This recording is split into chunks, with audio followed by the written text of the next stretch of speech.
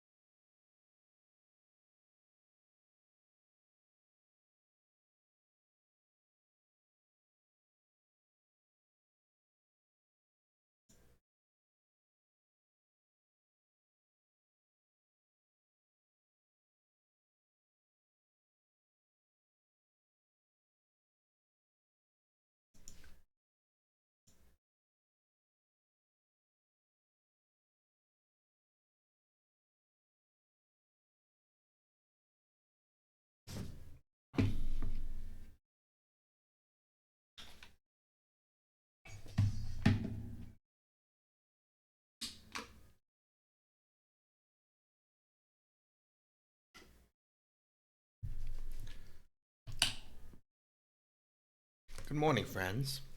I hope everyone is well today.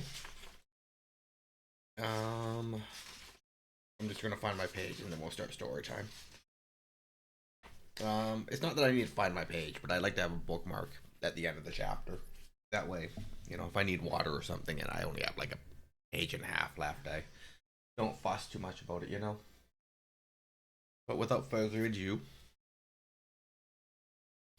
Chapter 13. The first wave of attackers through the remains of Froze's office door were careless or untrained, or both. They charged through the ragged gap, firing blindly, most of the shots going wide, but a few of them coming straight at Mara as she stood in front of the governor's desk. Unfortunately for the attackers, those straight shots were the ones the most easily deflected directly back at them. 3 of them died, and two or three more were wounded before the rest got the message. Unfortunately for Mara, calmer heads had taken over since that first mad rush. The remaining attackers were crouched at the edges of the opening, or behind the bodies of the fallen, shooting in coordinated volleys that were becoming increasingly difficult for her to deflect. Worse, sooner or later, it would probably dawn on them that if they stopped firing, charged it, and fanned out on both sides, they could present her with a crossfire that even she couldn't survive. The only thing preventing them from doing that right now, in fact, was that Feroz was crouching by the side of his desk with his blaster, firing carefully measured shots through the doorway. Targeting now would merely give the governor better targets, and even though he couldn't stop a concentrated rush, it didn't seem like any of the attackers were all that eager to sacrifice himself for whatever cause they were fighting for. Still, the standoff couldn't last much longer. A fully charged DDC-16 only carried about 20 shots, and although Mara's attention had been too focused on her own defense to keep count, she knew he had to be running low, unless he had a spare power pack inside his desk. She was soon going to be on her own. Completely on her own, in fact. The battle had dragged on for at least 5 minutes now, more than long enough for Froze's security forces to have been alerted and come running to the rescue. The fact that no one had done so implied that they'd been killed, locked out, or otherwise coerced into inaction, which meant Mara was going to have to either get Feroz out of here fast, or else drastically switch tactics. There would be an emergency exit somewhere in the office, she knew. Nearly all governors and moffs had one, for precisely this sort of situation. But, with Feroz pinned down by his desk, there was no way he was going to make it over to wherever his bolt hole was and get it open. He was going to have to do this the hard way. Moving toward the attackers would be dangerous, since closing the gap would shorten the time she had to react to their shots. But it was the only way to push them back. Once they were out of the doorway, she might buy herself some breathing space and Feroz some mobility. She took a step forward. And then, even as the enemy gunfire increased, a new sound flicked into her straining consciousness, the deeper, heavier sound of a stormtrooper's blast Ek-11. The barrage coming at her faltered, then stopped completely. And for a handful of seconds, the two different sounds competed with each other. Then, both sets trailed off and stopped. As Mara lifted her lightsaber back into defense position, 2 stormtroopers appeared, easing their way over the bodies and through the blasted doorway. "Are you alright?" one of them called. Taking a deep breath, Mara closed down her lightsaber. Even through the vocoder's mechanical filtering, she had no trouble recognizing that voice. "Good timing, Lerone," she said. "Yes, we're fine." "No, we're not," Axton called tautly from behind the desk. "I need help back here." They found Feroz lying stretched out on the floor, his head cradled in Axton's lap. A blackened line sliced across a mass of swelling skin on the left side of his scalp. "I think he must have caught a ricochet," Axton said grimly as Mara knelt beside him. "I tried to tell you, but I don't think you heard." "No, I didn't," Mara said, checking his vital signs and leaned closer to the wound. It looked mostly superficial, possibly scorching the cranial bone, but not penetrating it through to the brain. For the second time today, it seemed, Governor Feroz had cheated death. "Medpack?" Lerone already had his out and open. "Doesn't look too bad," he said. "No, but his heartbeat's a little thready," Mara said, pulling out the spray hypo and holding an anti-shock booster vial into it. She injected the dose, then put the hypo back and selected a pair of burn patches. "Any idea on our attackers?" "No," Marcross said, "but I'm guessing they're with the rioters out front." Mara frowned up at him again. "We have a riot going on?" "Breathing Blake, very loud, and getting nastier by the minute," Marcross told her. "The whole palace security contingent has been ordered to the wall to stop people who are trying to climb over." "Which could also be accomplished by opening fire and slaughtering a few of them," Lerone added. "Fortunately, the general in charge seems to be trying to avoid that." "That would be General Olarno," Mara said as she laid the patches across Feroz's burns. "Very stolid, very by the book. Not very imaginative." "I can believe that," Marcross said. "He keeps calling for Governor Feroz to check in, probably hoping for some fresh ideas." You're not actually going to take him out there, are you? Axon asked anxiously. You mean out where someone else can take a shot at him? Mara countered, closing the medpack and heading back to the room. Don't worry. We're going to find some place to go to ground until this mess gets straightened out. You mean the riot? Marcross asked. I mean, the fact that someone set me up, Mara said bluntly. They set up Feroz to commit treason, then set me up to kill him. She gestured towards the bodies laying in the doorway. And they wanted to catch me in the act. There may be another possibility, Lerone said. There's a person. Can this wait? Mara interrupted. Yes, of course, Lerone said, sounding a little embarrassed. Sorry. I assume we're not going out the front, Marcross said, nodding toward the office door. That depends, Mara said. How many dead guards do you see outside the office suite on your way in? And do you see any of our attackers across the courtyard while you were waiting out there for me? The two stormtroopers exchanged looks. There were 2 dead guards and a woman I assumed was a receptionist, Lerone said. We didn't see anyone in the courtyard who wasn't security or a stormtrooper, Marcross added. What does that have to do with anything? Axon asked. A lack of dead guards would have meant that a sizable faction of Feroz's security force was in on it, Mara told him. The guards would have simply stepped aside instead of letting themselves get killed defending him. And since the attackers didn't come in through the front gate in the last half hour, they either had a private way in, or they came in earlier and were hiding somewhere inside, Lerone said. The security corps in general may still be loyal, but someone in the palace is helping them. So, we go for Feroz's bolt hole, Mara said, looking around the room. Let's spread out and find it. Try back that way, Axon said, pointing toward one of the rear corners. I think he was getting ready to move in that direction when he was hit. Mara studied the corner. The walls there included a lot of hand-carved scroll work that would be more than adequate to conceal release buttons. Lerone, watch the door, she said, heading across the room. Marcross, pick up the governor and come with me. That's all right, Axon said. I can carry him. I apparently didn't make myself clear, Mara said, pausing and looking back at him. We're leaving. You're staying here. Governor Feroz is my friend, Axon said firmly. More than that, he's my ally. I won't desert him in his time of need. So you're a rebel. Axon flinched but nodded. Yes, I am, he said, with no regret or embarrassment in his voice. But like it or not, sometimes enemies have to work together against a bigger enemy. He gestured at Feroz. Whoever's trying to governor is that bigger enemy. Just one small problem, Mara said. I don't trust you. I don't trust you either, Axon countered. So let's get practical. There may be more trouble out there. Trouble you'll need to shoot your way through. You really want to find out the hard way whether stormtroopers can lug an unconscious man and shoot at the same time? Mara grimaced. They didn't have time for this. Besides, the man had a point.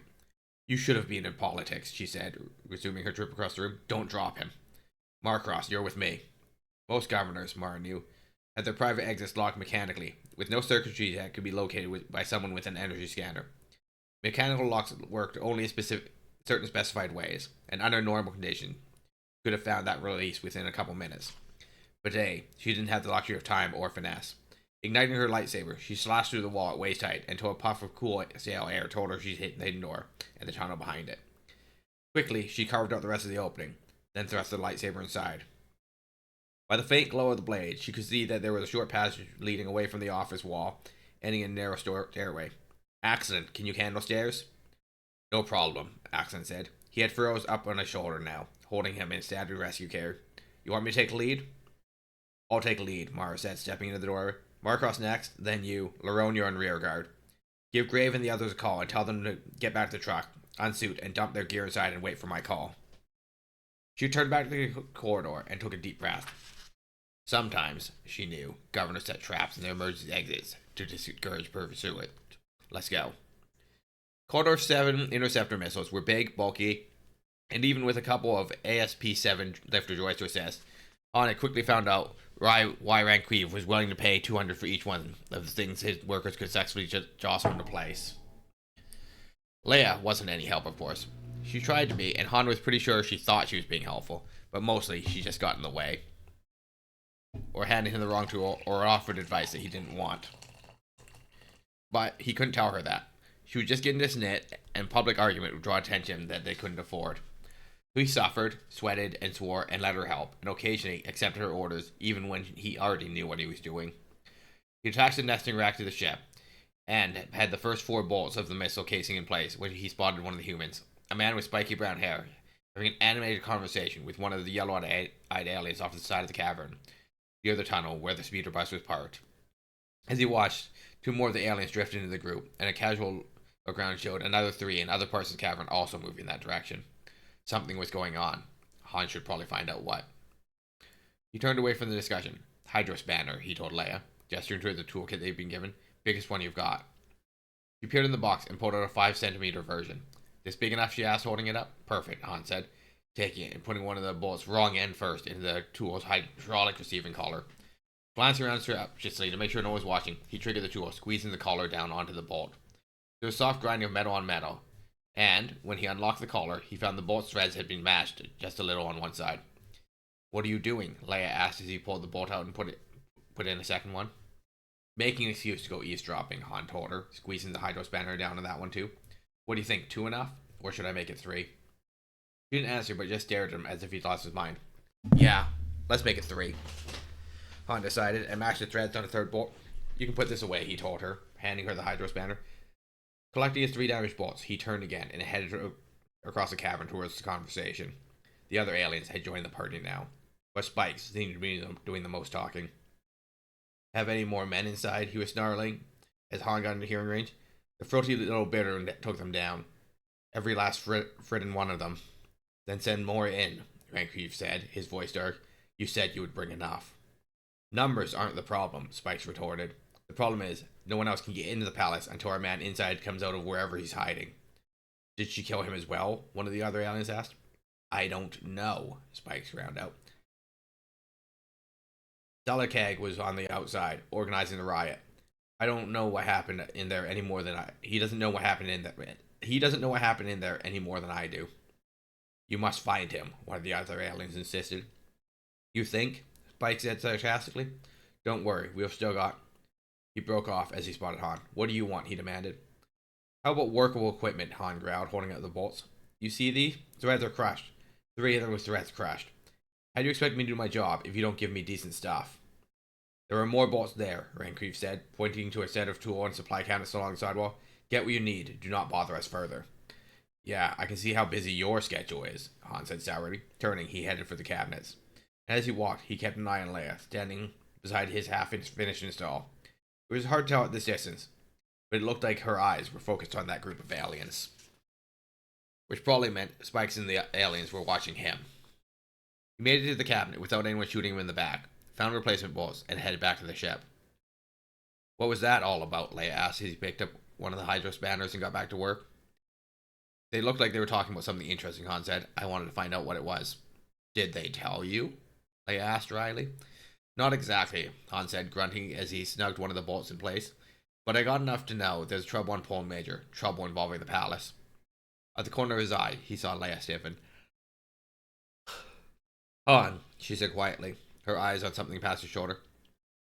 We need to get a hold of Luke, he continued. Who's Luke? Spike's voice asked from behind him. With an effort, Han managed not to jump. He'd expected a follow-up, but not quite this quick.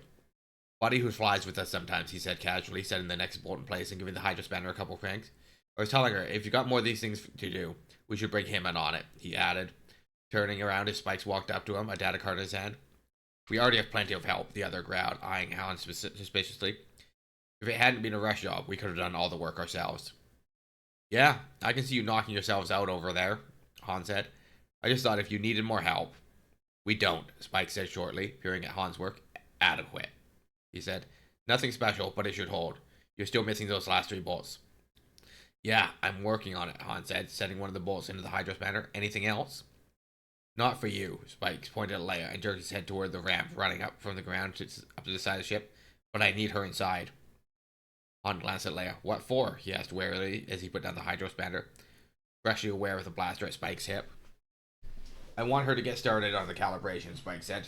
No, you stay put. I just need her. Call me curious, Han said, stepping over to Leia's side.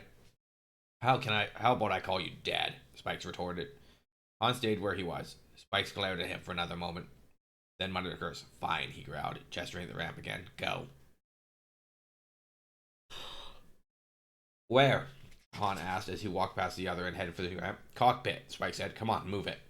Han nodded. Rounding the ramp, he headed up, his back itching as Spike started up the ramp behind him. Still, Leia was now behind Spikes, and hopefully, he would be fast enough to do something if he went for his blaster. Fortunately for all of them, he didn't.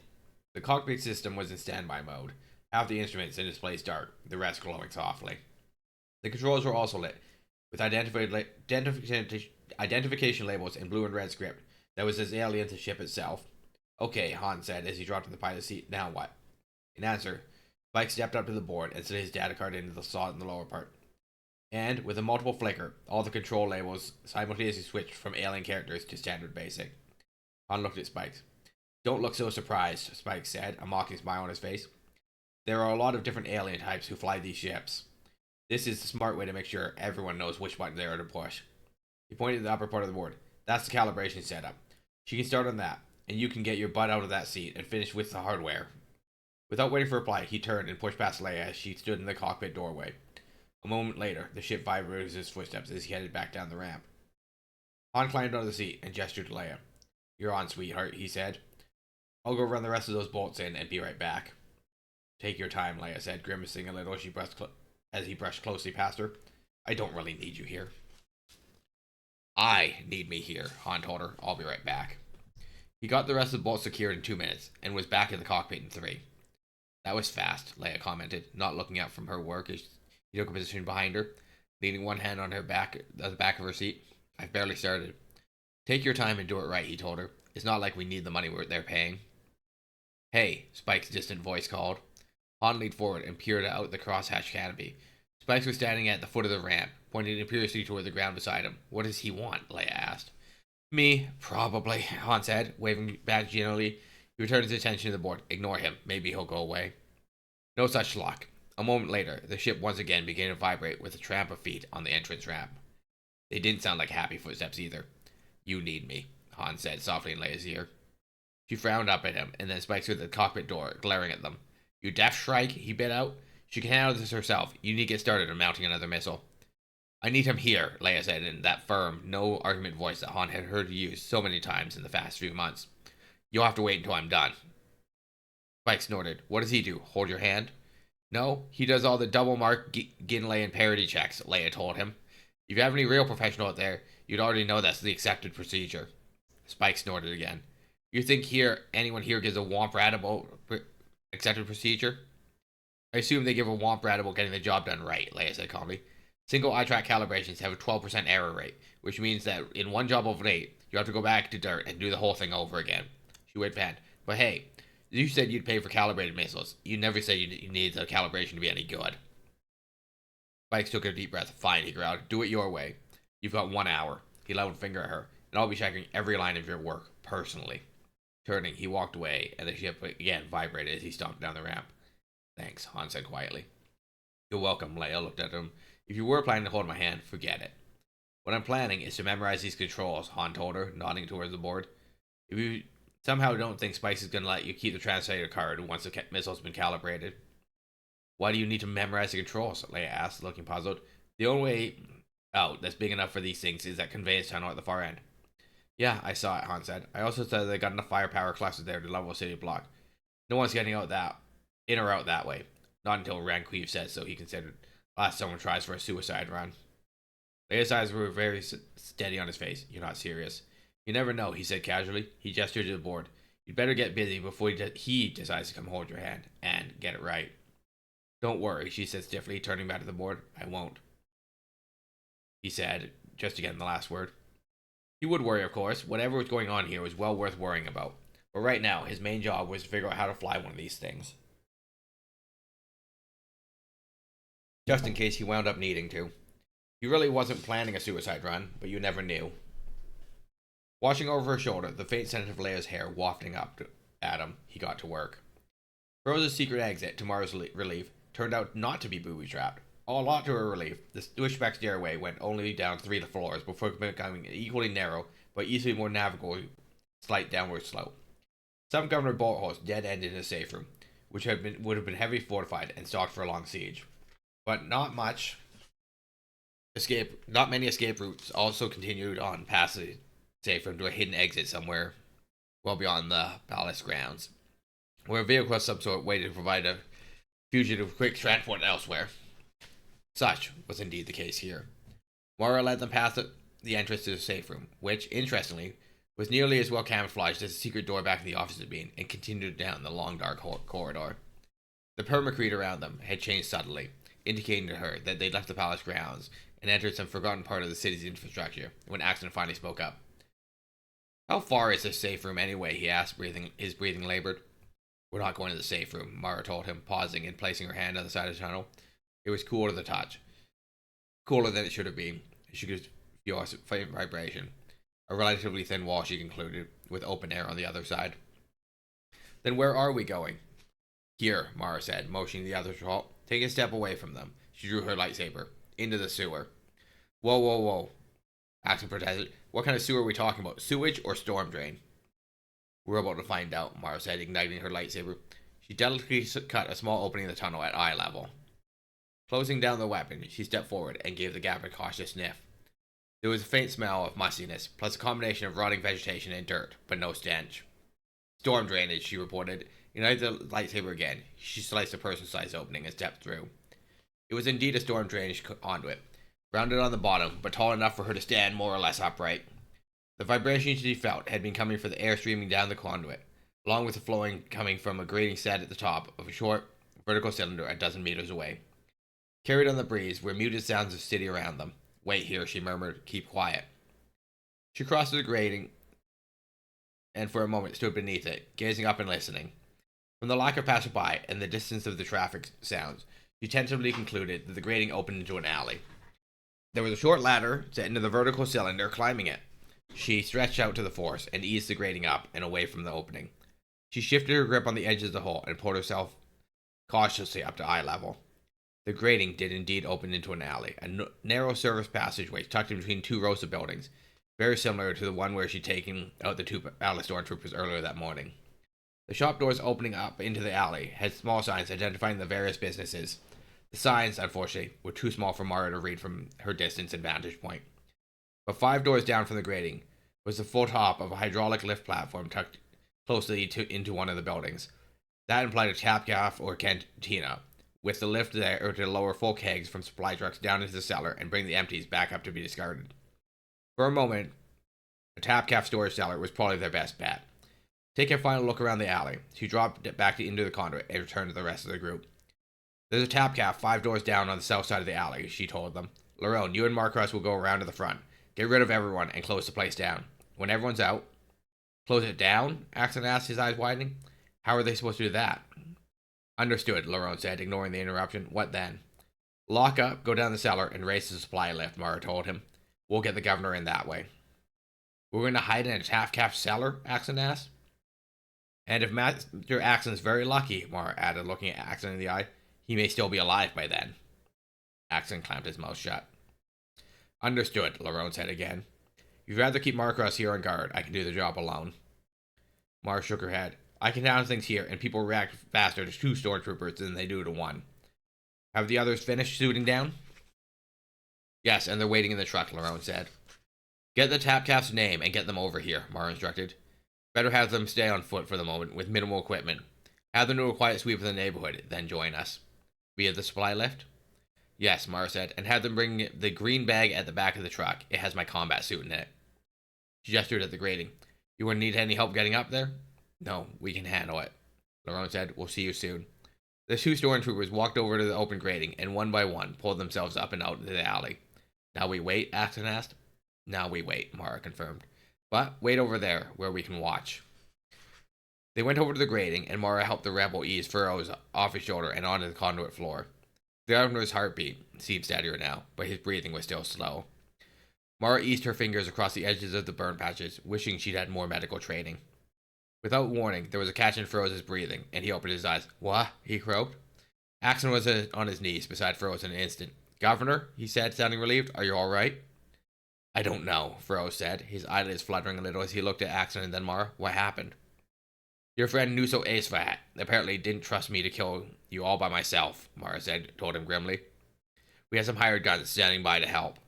Yes, Froze murmured, his forehead creasing with concentration. I remember now. They attacked us. In my office, right? Right, Mara said. And you blocked one of their shots with your head. Generally not a good idea. Abruptly, Froze's eyes widened. Where are we? He said, his gaze shifting past Mara to the open grating above them. I have to get back. He said I wasn't supposed to leave the palace.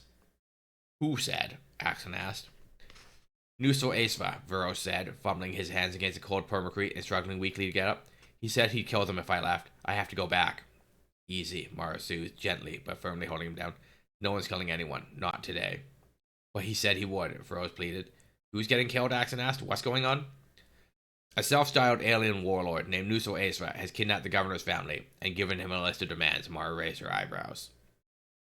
One of which was to make this deal with you and the Rebel Alliance. Axon drew back. What? He asked carefully. You heard right, Mara said, stretching over the force. Axon's face was under rigid control, but she had no trouble sensing the turmoil of anger and frustration swirling behind it. You haven't found a corrupt governor you can manipulate, Master Axon. You found a loyal governor under extreme coercion. Axon took a deep breath. I see, he said. What now? Don't worry. I'm not going to turn you over to Lord Vader, Mara assured him. Even if I knew where to find him. More important, I can still use you. So here's the offer. Until we get Governor Froze's family back, we have a truce. Once that happens, I'll give you and your fellow rebels 2 hours to get out of the Poland system. Deal? Axon huffed out a breath. I doubt I'll get a better offer anywhere else today. Yes, deal. Mara looked down at Feroz. You okay with that, Governor? I am, Feroz said grimly, provided they weren't involved in the kidnapping. If they were, I want them all dead. By the time we get your family back, I'll know who was involved, Mara promised. Tell me about the other ways into the palace compound besides the main gate. Feroz frowned. There aren't any. Sure there are, Mara said. Your secret exit, for one. We used it to get you out, which means someone else could have used it to get in. No one came in that way. Then they came in some other way, Mara said, or else someone of high authority passed them through the gate and then tucked them away somewhere for at least several hours and possibly a day or two. Feroz exhaled softly. It's a big palace, he said. I don't even know how you'd ever find out that there'd be someone hiding there. There are ways, Mara said. It usually comes down to an analysis of palace food, power, computer, and water usage. But hiding people is always risky. I'm inclined to think our attackers were slipped in earlier today around the same time I came in. But there aren't any other entrances, Feroz protested. Maybe something you wouldn't normally think of as an entrance, Mara suggested. A garbage shaft or sewage outflow whose safeguards and defenses can be removed. Or some passages or doorway that was retrofitted after the palace was built. Like that interrogation room and access corridor. Like maybe the way they get rid of the bodies after the interrogations, Axon murmured. Feroz looked sharply at him. You're right, he said. There's a disposal chute leading from the interrogation room, and it was specifically designed to be large enough for a human body to pass through. Where does it go? Mara asked. Supposedly a secure facility where any waste can be processed and put in the city's regular sewage system, Feroz said, but I've never seen it, so I really don't know. Mara nodded. There were still other possibilities to be explored, but her gut was telling her they'd indeed identified the attacker's entrance. New subject. Who has access to interrogation area? Only the top staff and security people, Feroz said. Myself, General Larno, Security Chief Colonel Bonds, and about 5 of his top people. Mara felt her eyes narrow. Including Major Packery? Yes, Feroz said, frowning her sudden change tone. You're not seriously suggesting... Why not? Mara said. You said earlier he was new to his position. Explain. He was promoted to Major about a month and a half ago, Feroz said, his eyes unfocused thoughtful, after his predecessor was killed in an airspeeder accident. This was about 3 weeks before your family was kidnapped? Abruptly, Feroz's face went rigid. Are you saying he was the one who arranged that? More likely he was one of a group, Mara said. I'll know better after I run his profile. You can give me all the palace security passwords and access codes. It'll save me the trouble of slicing them myself.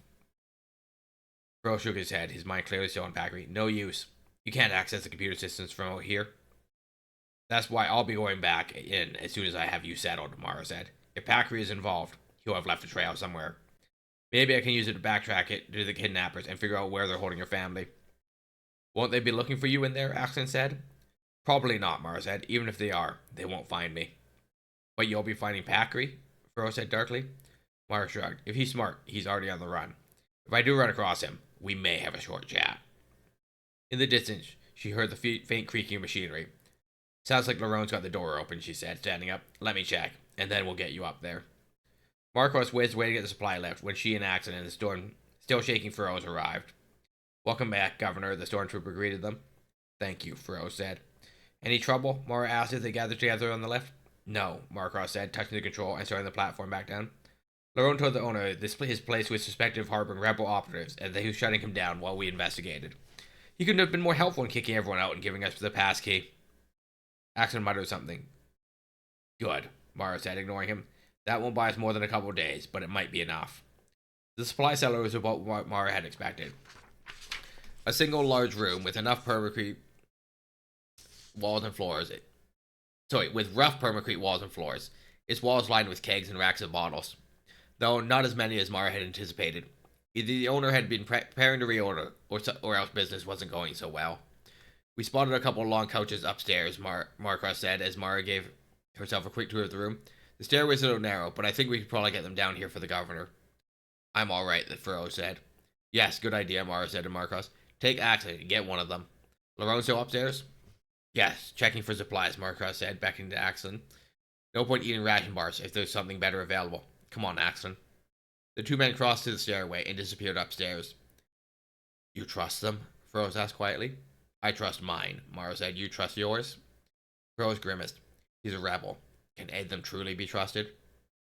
Point, Mara conceded. Still, simple self-preservation ought to keep him in line long enough for us to end this.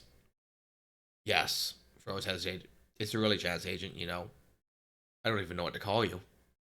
Call me Jade, Mara said. And yes, there's a chance. A good chance, I think. Whatever Nuso Aesva hopes to accomplish, killing his hostages won't get it for him. If we're fast enough, I should be able to get to them, while he's still trying to figure out how to play the new situation we've suddenly presented him with. I hope you're right, Furrow said, his face sagging a little. I am, Mara said, stepping to his side and taking his arm. Conscious or not, he was still in pretty bad shape. I'm also very good at my job. As soon as we've got you settled and resting, I'll get to work on it. 3 minutes later, with much huffing and under-the-breath cursing, Marcos and Axon had the couch down the stairs and set up beside a row of racked bottles. 5 minutes after that, Grave, Brightwater, and Queller arrived, reporting the neighborhood had seemed quiet, and that their speeder truck was stashed near a mechanic shop where it would be unobtrusive but within quick reach. 5 minutes after that, dressed now in her skin-tight black combat suit with boots, and her lightsaber and holdout blaster at the ready, Mara was once again in the underground passageway, heading back upslope toward the palace. And as she walked, it occurred to her she should be going right by Froze's emergency safe room. If Packer or some of Nuso Aesva's other allies had missed Froze by now, they might assume he'd gone to ground. If so, they might have now be gathered around the armored door, trying to break their way in. She rather hoped that they were.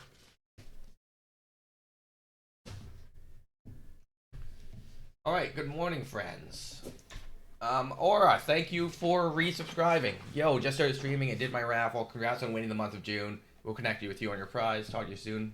Alright, be safe, Aura. Thanks for checking in. Thanks for the resub. I hope you're doing well, friend. I know that you haven't made it on in a little bit because you've been busy with work. I'm curious what school that you picked, though.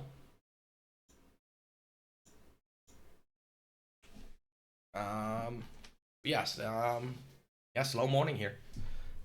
Not a lot of chats to catch up with, so that means that I can plug in my controller and we can get into the Chrono Trigger.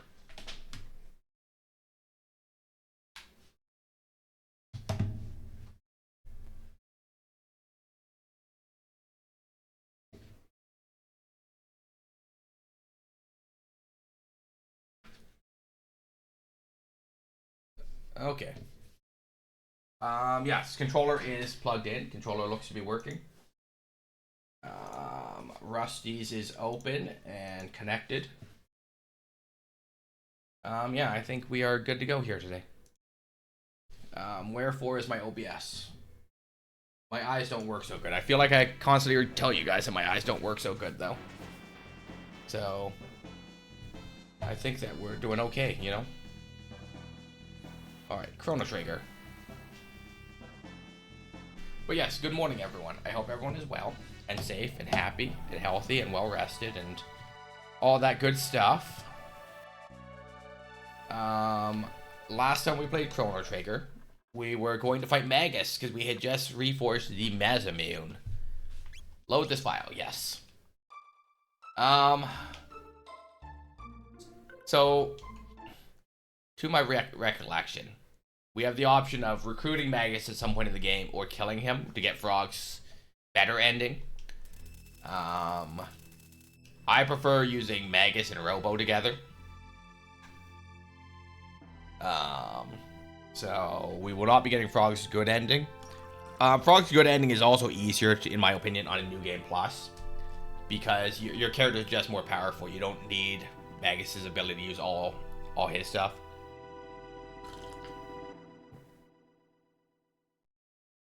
So I'm not opposed to blowing through the game a second time to get Frog's good ending of killing Magus.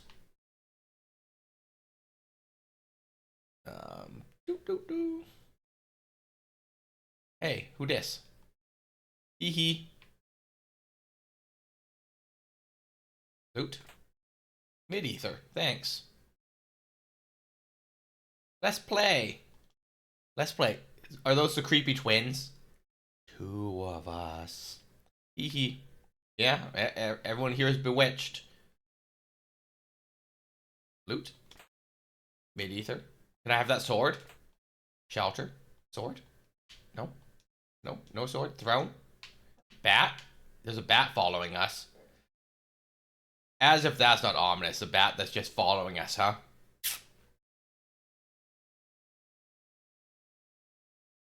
Other way. This is our treasure. Hee hee. Let's play. Robo, don't waste your energy.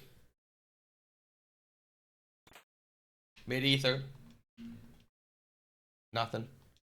Frog, you're safe. Oh no, so this is where you've been since the fair. You had me worried sick. Nothing.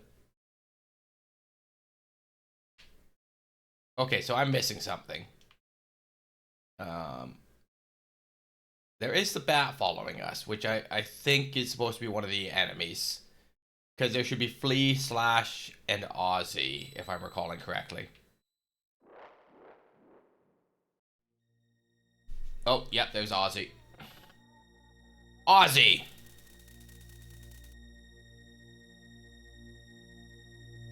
Welcome, clan. Or should I say, Sir Froggy? Mwahaha! Never expected to see you here. Are these your replacements for Cyrus? Lord Magus is a tad busy right now, so you have to take up your business with me. After you take it up with the Master Swordsman, Slash, and Flea. The Master Swordsman, Slash, and Flea the Magician. That is, alright.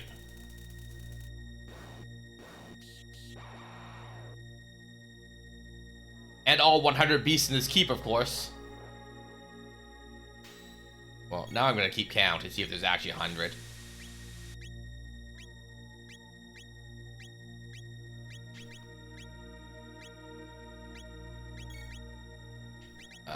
Oops. Sure. There you go. There's our AoE that hits all the enemies. Alright, so that's 6 enemies. I'm very quickly going to lose count because I'm not paying attention. 488, 12, 940 gold. Level up. Because I'm a brave adventurer, we're just going to bail. Use our shelter. Save our game. Because I apparently saved my game without actually healing last time. Because I am responsible.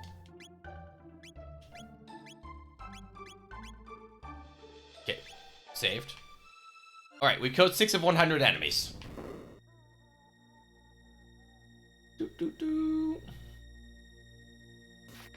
Dance, dance. The god of all fiends is born tonight. Ah, the sacrifice has arrived. Alright, so this will be 11.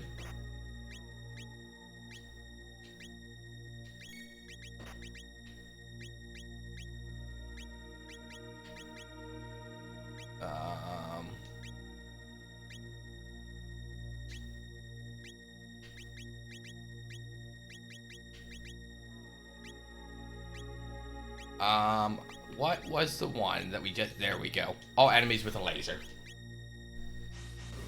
I promise I know what any of the abilities that I have are called. That healed everyone. Mistakes were made.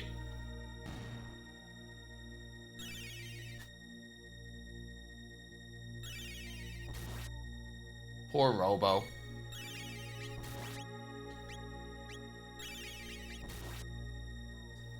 Okay. Crit. Okay, so that's 8 enemies. 9. So these aren't particularly tough enemies. It's just a numbers game, it looks like. 10, and 11. We are 1/10 of the way through these 100 enemies. Though I don't know if flee and slash count as part of the 100. Lightning 2. There we go.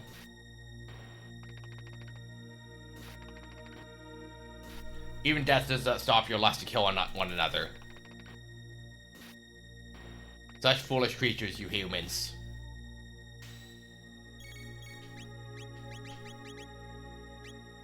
Are they immune to lightning?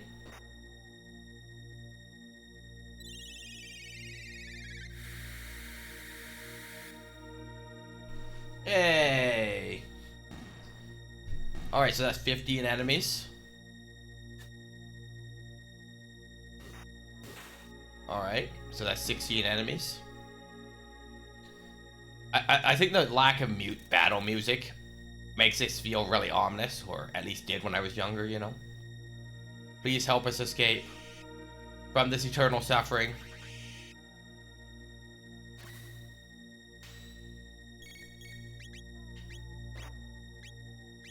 Lightning.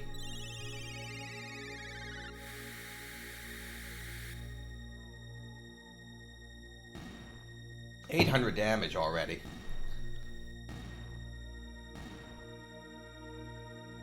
Alright, so 60 experience. It seems like you freed my undying slave. Such insolence.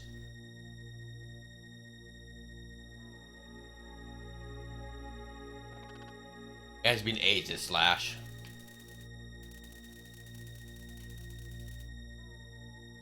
I must admit, I'd not even dreamed you would find the courage to come here. Had Cyrus not been with you the last time, your fate would have been the same as all the others. But I'm sure you'd have fit right in with these skeletal servants of mine. There we go. There's some battle music.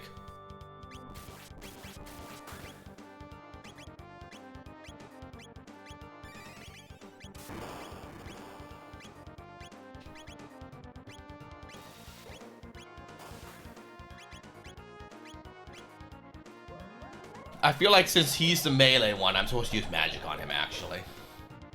No? 83?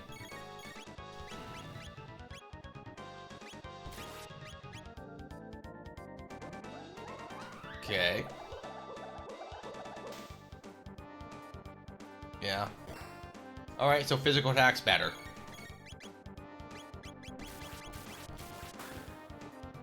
I did not even see what that ability was named.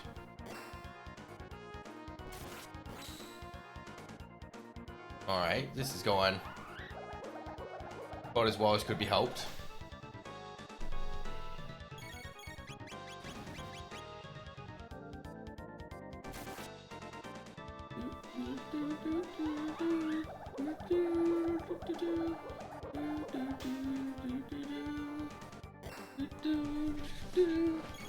Let me tell you though, like, video game music used to just be different, you know? Like, it not like different, but like it definitely had a different sound quality back on the older systems, you know, back before everything was on CD. And I think that's whatever this chipset thing that Abby and Heavy Blam were talking about the other day. I don't know anything about recording video game music on these old things, but you know. Hey, look, we won. You've some prowess. For the first time in ages, perhaps I better employ all of my own as well. And you, without Cyrus, you've no hope. Oh, phase 2. Combo. Frog launcher. Ripple attack. Alright, we'll try it. Robo has 4 hit points. I probably should have healed. Alright, 1,000. Well, we're definitely gonna heal Robo. Tech. Slurp. Because you lick a robot to heal them. That's 100% how that works. Oh no, that's horrible. Everything bad is happening. Everyone just use a mid potion here. That'd be great. Appreciate it, guys. We'll do the same next turn. Could you not hit all 3 of them? That'd be great, Slash. Appreciate it.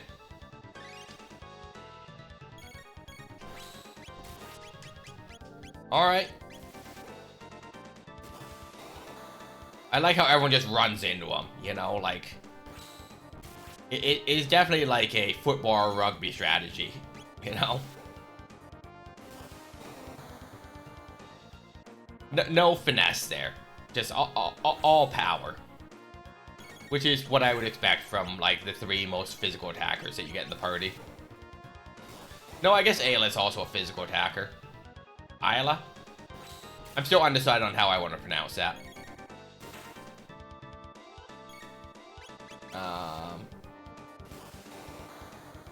Having any access to how many hit points he has would help me, though. Oh, there we go. 500 experience. Alright, we actually won this time. Roll up. Unbelievable. But to fall fighting for Lord Magus. There could be no greater honor. Sword? Oh, I do get the sword. Hey. Alright, so 2 more attack, 2 more speed. Alright, we'll take it.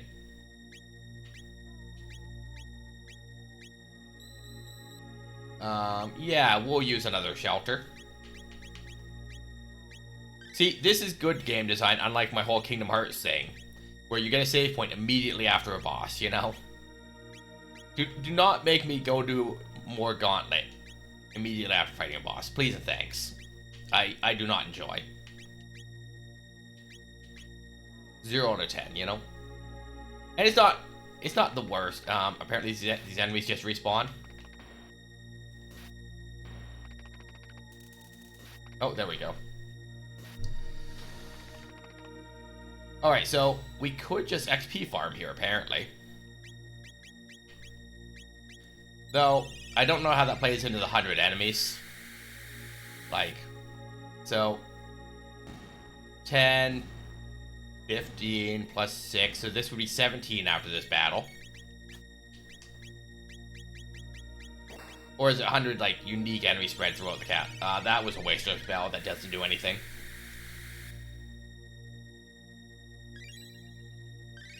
Yep, That's what I get for just clicking through, assuming that everything would default to attack.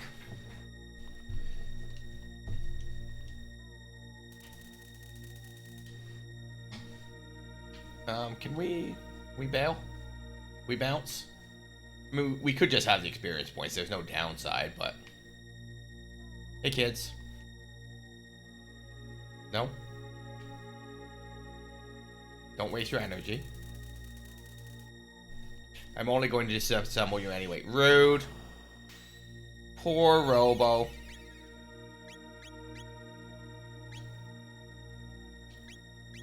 Attack.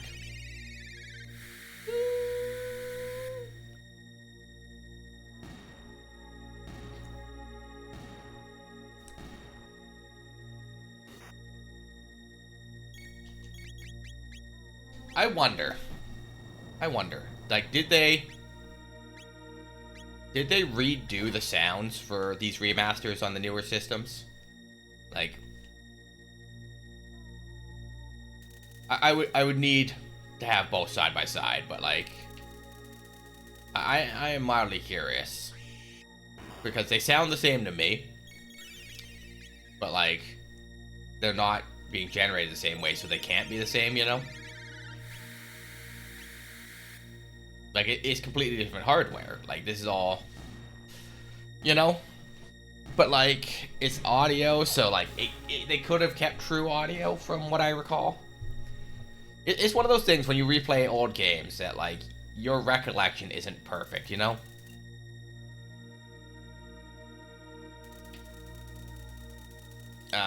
But... The music these days, in any case, like back to what I was saying earlier, is like the music just sounded different on the old systems. Like, I don't know. Nowadays, when I play a game, the audio is like much clearer, I guess. But like, you know, back in the Super Nintendo era, like how much voice acting was there? Like, I don't think there was any, to my recollection, you know? I'm sure there wasn't any. Who the heck are you? The mission flee, I presume?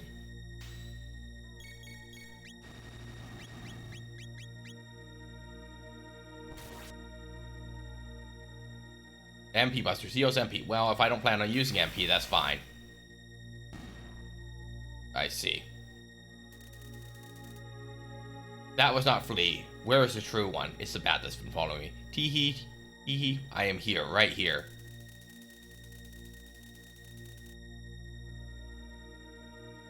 There we go. That's the enemy I remember. Greetings, little green one. Who is this person? She is a powerful magician. Do not lower your guard. Morning, Levy. Flee is not the mere woman she seems. Yes. I am a man after all, right? But its exterior is clearly that of a female. Hee. Man or woman, it's all the same. Power is beauty, and I am deliciously strong. Poor little froggy, you must be lonely now that Cyrus is gone. And to be turned into something so hideous, how dreadful. But since you've brought your new friends over to play, let me show you all a good time. How's your morning going, Miss Levy?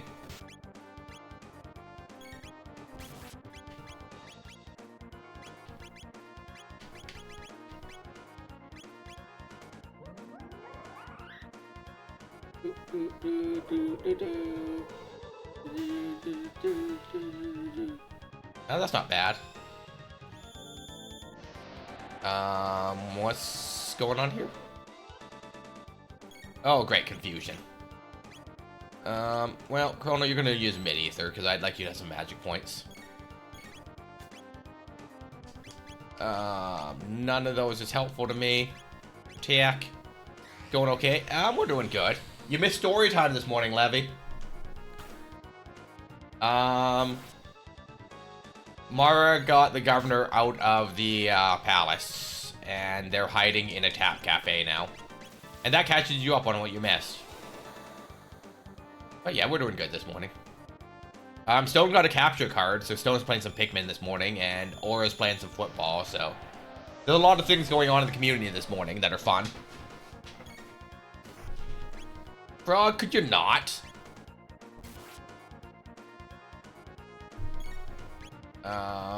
Cure Beam. Because apparently we shoot healing out of our eyes. We just heal people by the power of staring at them. Sounds creepy, but Robo's a robot, so it's not weird. Oh, and we're poisoned. That's the other thing that's going on here, apparently. Poison Cloud? Well, let me tell you, if I had no interest in curing poison, I wouldn't be concerned about that, Flea. The look, Flea's magic. Oh, are we all confused now? Slurp? Alright, yeah, we just use potions at this point. Healing ourselves manually is not the mood. Frog's poisoned, asleep. You know. Look at that froggy butt, though. Frog cake.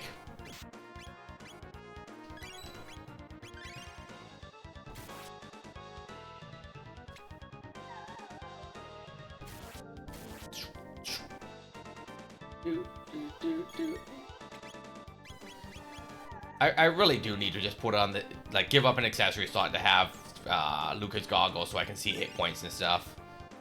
I don't know if it works on bosses, but, like, it is just such a nice thing to have access to. Panacea? I don't know why I bother, since she's just going to inflict infinite status ailments again anyway. But, you know, we'll do it. Tech, slurp. Oh, look, we're poisoned again. That lasted long. Item. Mid potion. Tackle. So, just like as a point of order here, if I were to design a game, an RPG, if I had a robot character, they would be immune to stuff like poison. Like, that would be their big advantage to using them. Because how do you poison a robot? Oh, and it's not capturing this? Cool. So, why 4?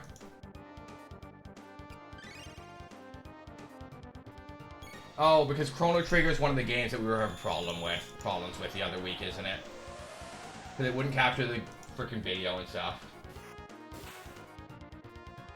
Well, I'm glad we've been playing this for like 20 minutes and we don't have any game capture. Okay, you know what, new plan?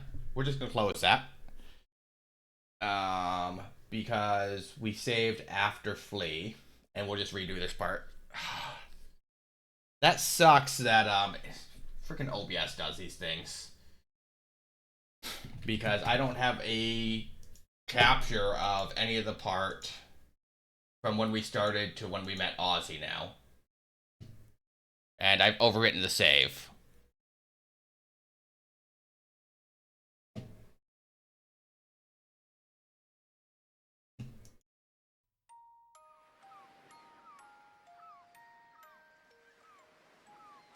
And OBS is not even accepting Chrono Trigger as a valid window to capture, so that's interesting. Okay. So is this a thing we can capture today? No? So...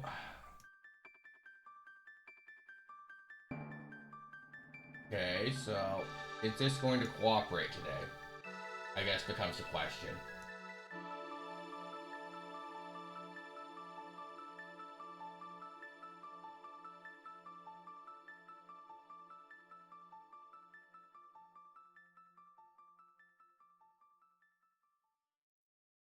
Okay, live here. Freaking Chrono Trigger. Do we even have audio? Is the audio even working, or is everything horrible here?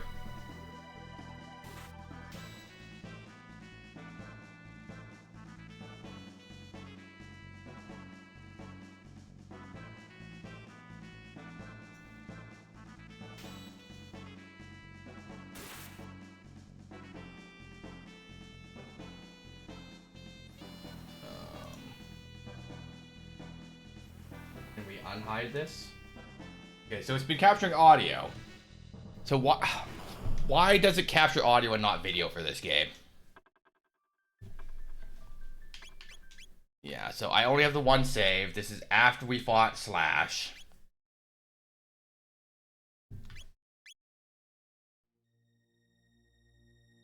That's frustrating. If Chrono Trigger keeps giving me these kinds of problems, maybe we won't even stream it, because, like, constantly having video issues with it is not great. Alright, so what you all missed was... you guys didn't miss much, actually. But, you know, we came into the castle. We talked to Ozzy here, who tells me to fight Flea and Slash. Flea is a swordsman, so we defeated Slash. Sorry, Slash is a swordsman. We got Slasher from defeating him. There's allegedly 100 enemies in the castle. And then now we have to fight Flea the Magician. Thanks, Levy. It's frustrating that I played for like 20 minutes and didn't even know that we didn't have video. Because once again, it's showing up on OBS and it's not outputting for whatever reason. But like, we had trouble with like capturing video from Chrono Trigger last time we played too, with the cutscenes and stuff, so... I don't know if OBS game capture just doesn't like Chrono Trigger at this point, and I should just play it in full screen and do display capture, or like what the answer here is. But I'm pretty sure that like it's, you know, a slow news day because there's so many people on Saturdays, so you know, it's a shame that no one was here to tell me that we didn't have game capture either. Because it was showing up on OBS just fine. So, like, you know, it's not that I just didn't have game capture or something.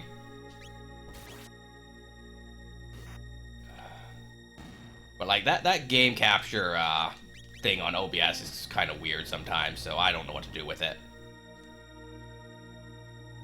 You know, maybe the answer is I get over it and just play everything full screen. And just do display capture. Because then I don't have to have separate captures for every game as well. But then I have chat on the other monitor, and that's frustrating. Hey Moon, how's it going?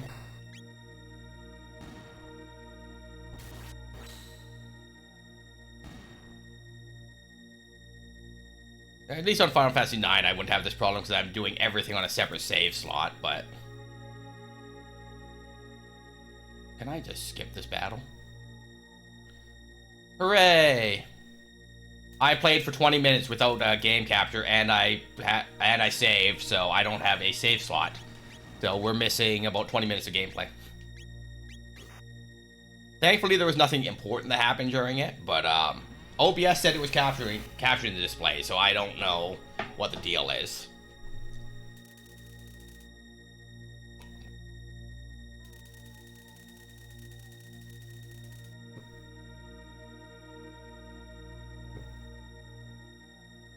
Greetings, little one. Who is this person?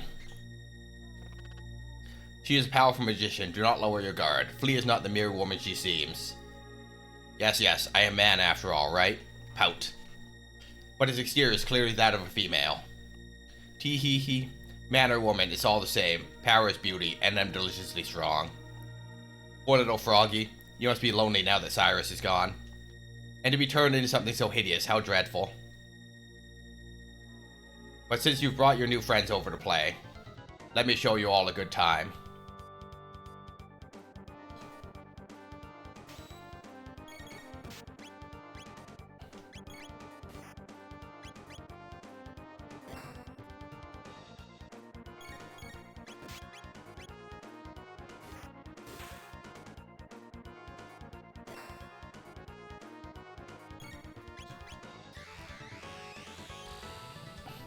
Lovely's still in bed. Must be in y'all's timeline right now.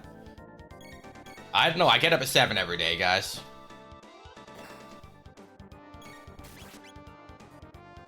I get up at 5 on days that I have to be at work at 7, but, you know. Generally 7 every day. Just when my body wakes me up and tells me it's time to get going.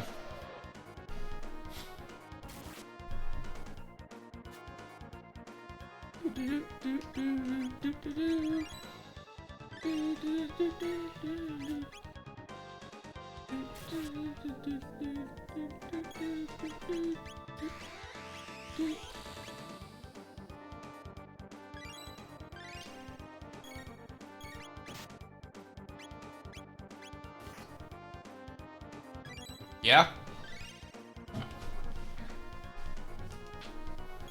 7 o'clock every day.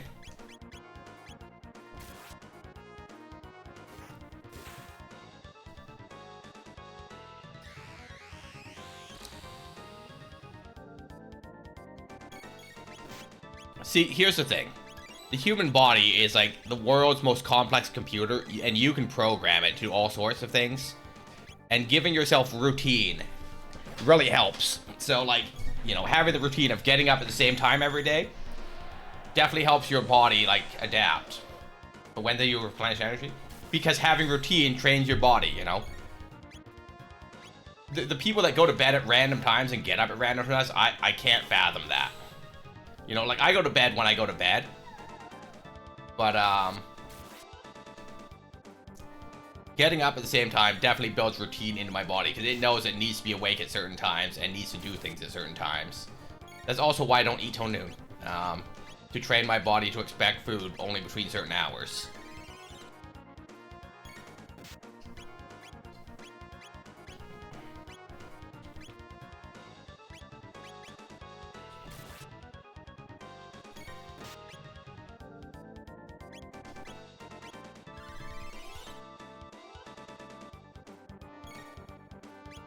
And, you know, sometimes I take a nap still.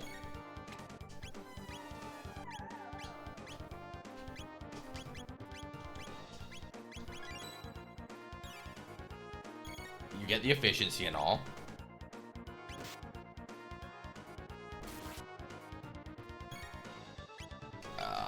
potion water. Naps. Item, mid potion, robo.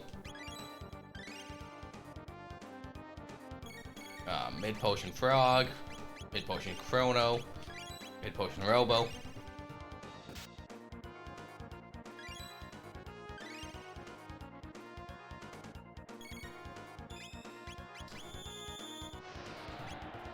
And like, I get that everyone has their own way of living, so like I'm not telling people definitively do this or do that or whatever, you know? I'm just saying what works for me, really. X-Strike. Chrono, could you not murder your friends?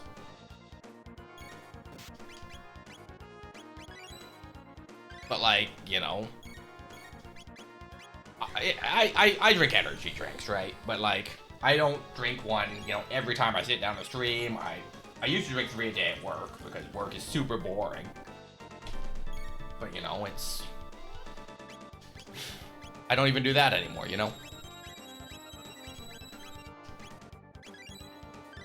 But you know, my body was trained to expect an energy drink when I sat down at work. Like, that is, you know, something I trained my body to do because that's what I've always done. Because, you know, I get in the workplace, I'd have coffee.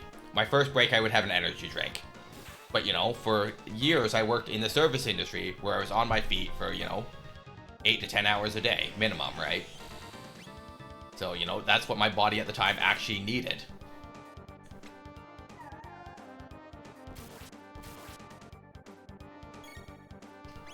But, you know, like, there's a lot of things that happen in life that, are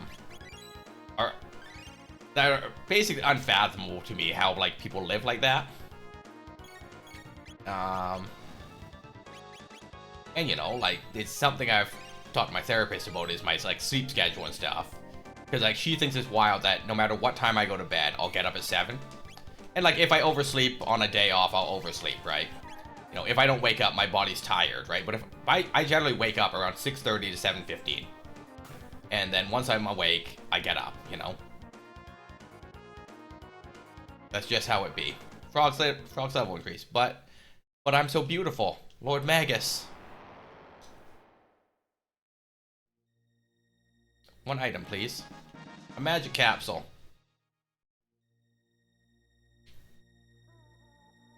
I can't help but notice my lack of save point this time. Rude, Flea. Rude. I've trained myself to expect a cigarette when I step on the bike. Well, you know, whatever works, right?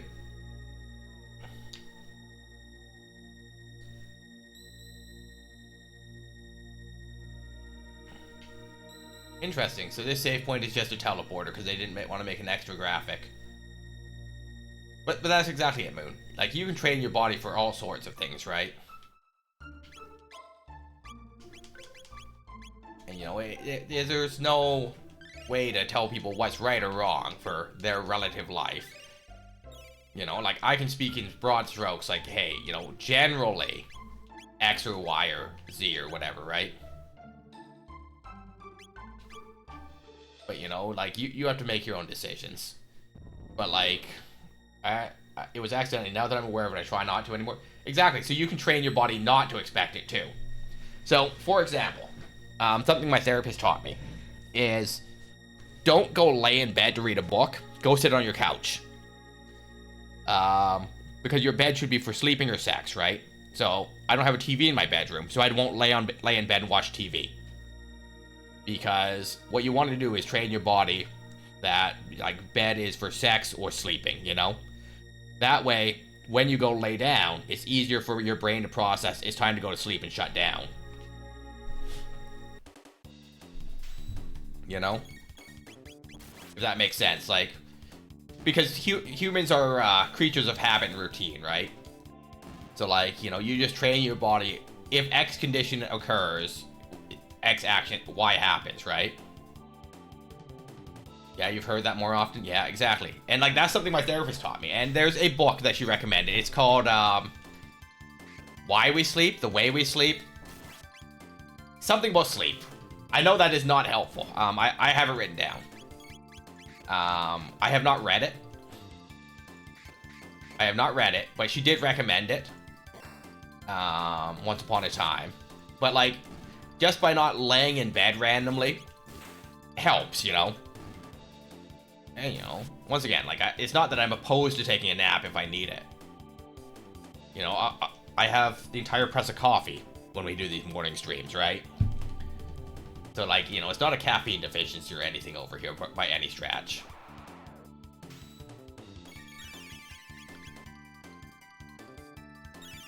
That's a lot of healing they're going to do every turn. Hey, look, a crit. But that's standard. But that... Exactly, you should not be using your phone or your tablet in bed. But that lays into the whole... But that lays into the whole blue light thing. Blue light affects your sleep too. So if you are going to use them in bed, you should be using blue light glasses, in my opinion. Right? And I'm bad about, like, playing my little games on my phone while I'm in bed. So what I do is, I actually do the Pokemon Sleep. So once I start Pokemon Sleep, since it, you know, forces it to stay open, which is bad for your phone's battery or whatever. But if you close it, it stops registering your sleep because you're actively doing something on the phone. I mean, yes, that is correct, though. Right? But, like, since I use an app that will register if I'm actively using the phone, it encourages me to not be on my phone, you know?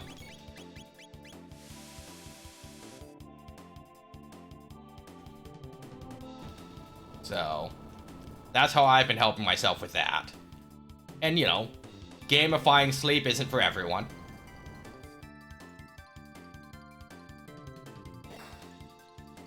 But, like, the app tracks whether or not you're in a deep, dozing, or slumbering sleep.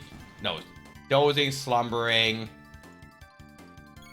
They're the third one. Dozing, slumbering, something.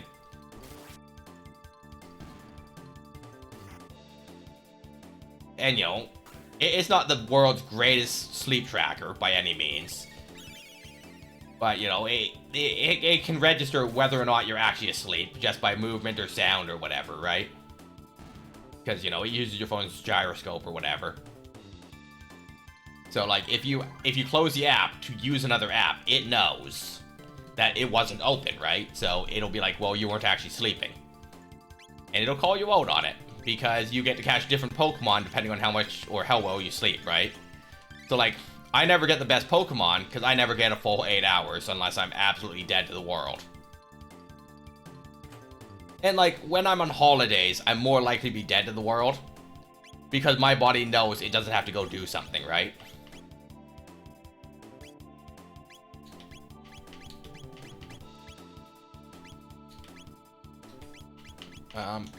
You know, I keep saying that I want this sight scope, and I keep doing nothing to actually have it. Oh, okay. Oh, sight scope right here.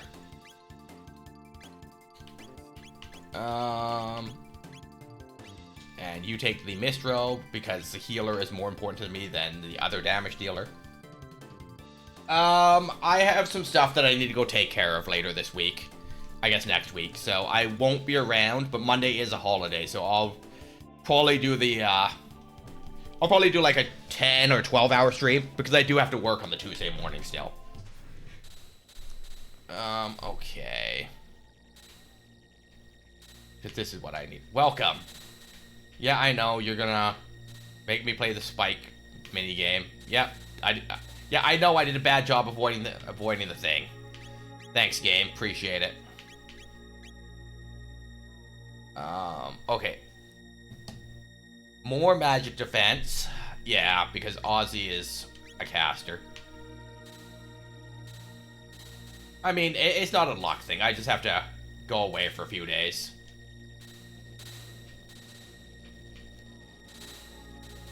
Thanks, Moon. You know. I'll be around in people's chats for the most part.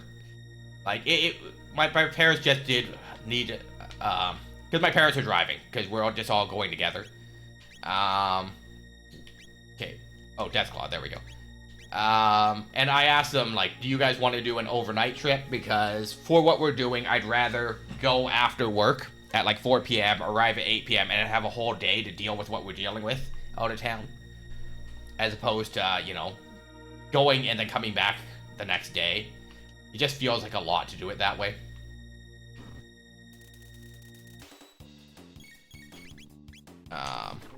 But whenever we have to go out of town to do something, I mean, it's just gonna crash anyways, so it doesn't make a difference to me how bad it is. I actually don't mind the new layout, actually. The new layout doesn't bother me. The question is, will it be more stable?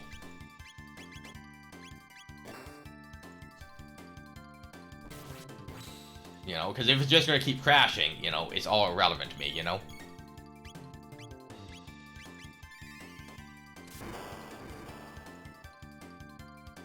But, you know, like, the new layout is fine. I mean, clipping on mobile has always been hot garbage, so that doesn't surprise me if they didn't fix it.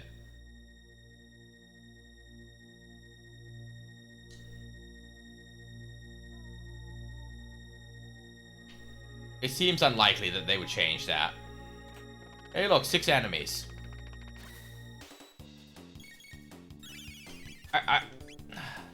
I'm really curious if there's... I mean, if they said there was 100 enemies, I'm sure that they made sure there was actually 100 enemies. But, like, I wonder, should I just run around? It never crashed here, but the clipping didn't even show up with me. The clipping was always super buggy. I always had to wait like 10 minutes because it's got to reload the stream, buffer it, and then it's got to like rebuffer it every time you try and move the thing, right? Lapis, mid-ether. Alright, so we got probably 4 teleporters. Oop, item. But like, I have been able to clip on mobile. But since it rebuffers, and it holds all the things in your phone's memory, you know, you get an error such that because it doesn't clear the memory until you lock your phone or whatever, right? Like, I don't know how phone RAM works specifically, but, you know, that was my assumption of what's going on with it, right?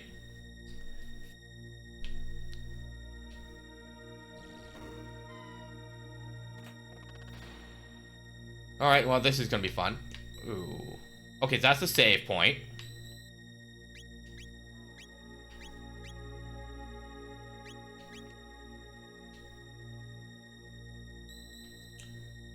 Okay, so that's enemies. Okay, so yeah, that one on the right is the actual exit. But in my quest to kill 100 enemies, we're getting there, I guess.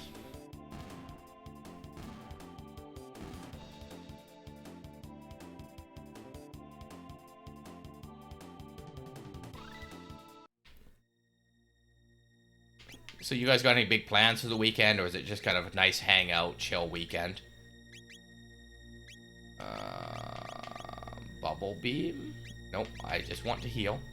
I just want to heal.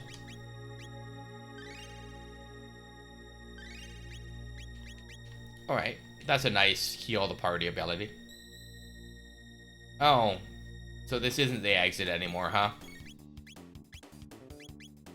I mean, it's fairly minor so far as these things go, because, you know, they die in one hit, I get free experience points.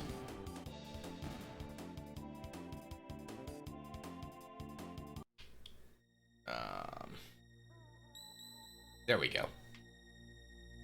And we're gonna get dropped one more time, because that's the way Aussie be. Yeah. I'm sure it is the same pattern. Oop, that's the save point this time. Interesting. Oh, because it's probably different depending on which of the holes you fall through.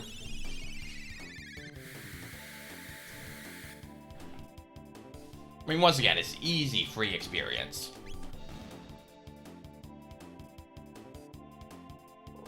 Frog leveled up. Hooray! Without meaning to, we'll probably hit level 99 by the end of the run.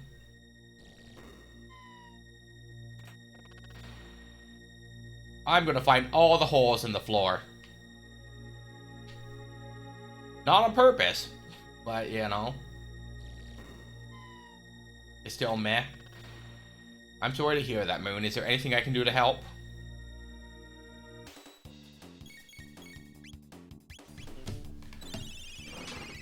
What can I do to make your life less meh, Moon? Do you want me to draw you a picture? Do you want me to buy you a cookie? You want me to sing you a song? What's up, Art?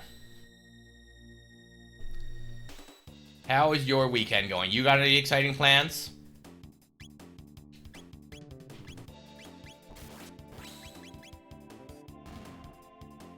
What are you laughing at, Moon? I agree, Moon is meh. Send news. Okay, will do. One sec.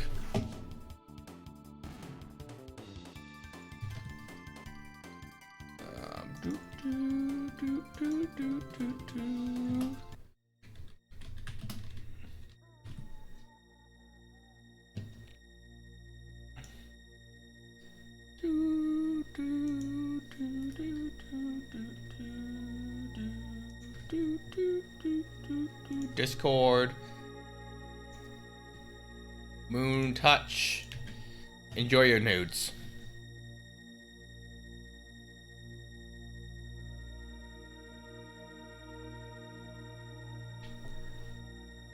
I'm gonna try and teach myself how to animate today. That's fun.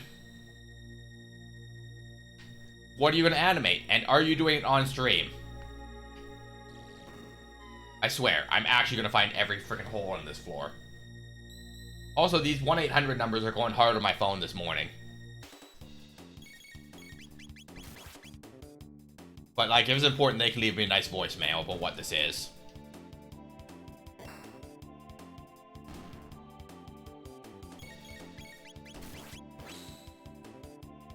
I don't know how to animate art. All my animation is stop frame.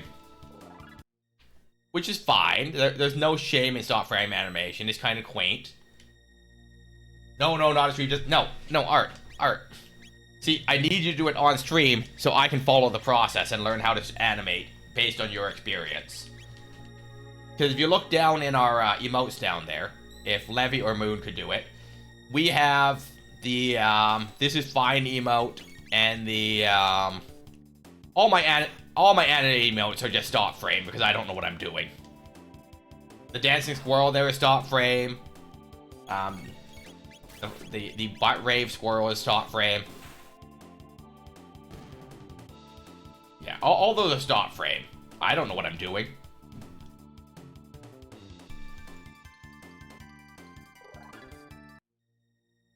Not a singular clue. Though, you know, for the most part, they turned out okay. It's a bit more noticeable on the two dancing ones. What? Impossible! Goodbye, Ozzy.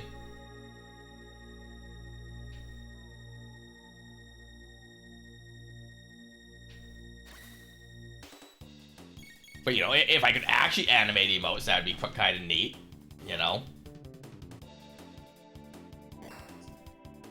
But, you know, it'd be what it be, you know?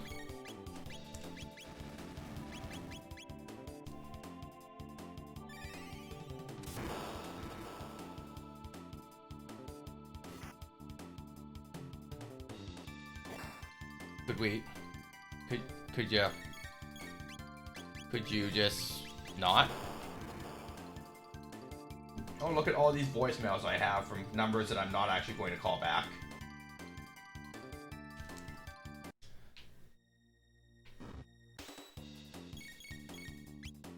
Any other plans for the weekend, Art? Or is it just learning how to animate? Because, like, adding new skills is always good. Like, I'm not gonna fault people for it. They even got me to bring my guitar out on stream once with the 4 chords I can play. Which I really should practice more. Maybe we'll do a guitar stream one of these weeks. We'll get No Funeral in here, and No Funeral can actually teach me how to play guitar while I stream it for your guys' entertainment.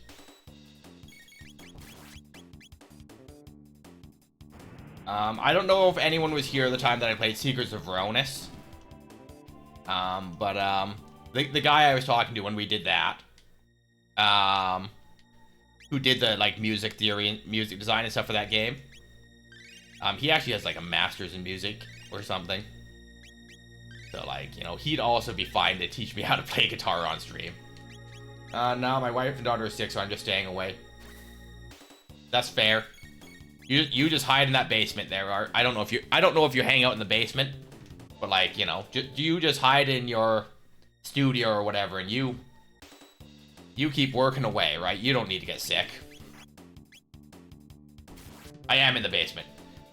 Well, that's the thing. Like, if I actually lived in a house and not a condo, I would definitely keep my office or studio in the basement, because there's just less street noise and stuff, right? If you're subterranean. Also, like, if you're not subterranean, is it still technically a basement? Does anyone actually know, like, house design theory?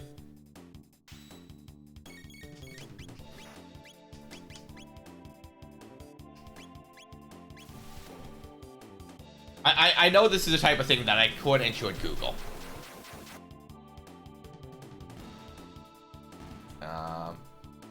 True, I have no idea. True to the, there's less street noise, or true that, that I should be in a basement? True, I have no idea. Yeah, me either. Alright, this is gonna bug me. We're gonna Google it. Does a basement need to be subterranean?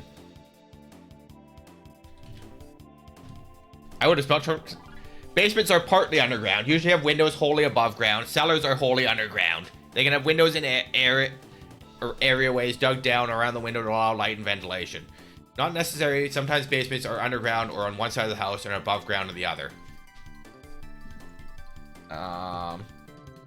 So, what is the ground floor of a house if it is not subterranean?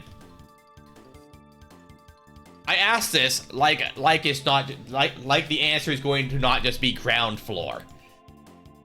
You know, like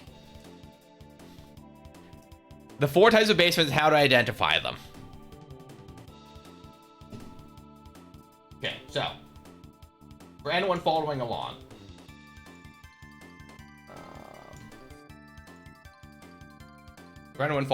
here. So, you've got a crawl space. A crawl space is by far the smallest type of basement. Most serve only to allow access to different systems like plumbing, HVAC, or sewage piping, while others allow airflow beneath the home. In general, a crawl space, true to its name, will only be big enough to crawl in, rather than walk around. You go down to the basement to get there, and at maybe like chest or waist level is the bottom of the crawl space, says Zip Ranch, principal at Lexington Homes. It's usually used for storing things. So like Breaking Bad, where Walter stored the money that was in the vacuum-sealed clothing bags. That's a crawl space. Okay, we good. A cellar, depending on what part of the world you're from, a cellar or basement could mean the same thing. In New York City, for example, a basement is more than halfway underground. It's considered a cellar and cannot be a garden apartment.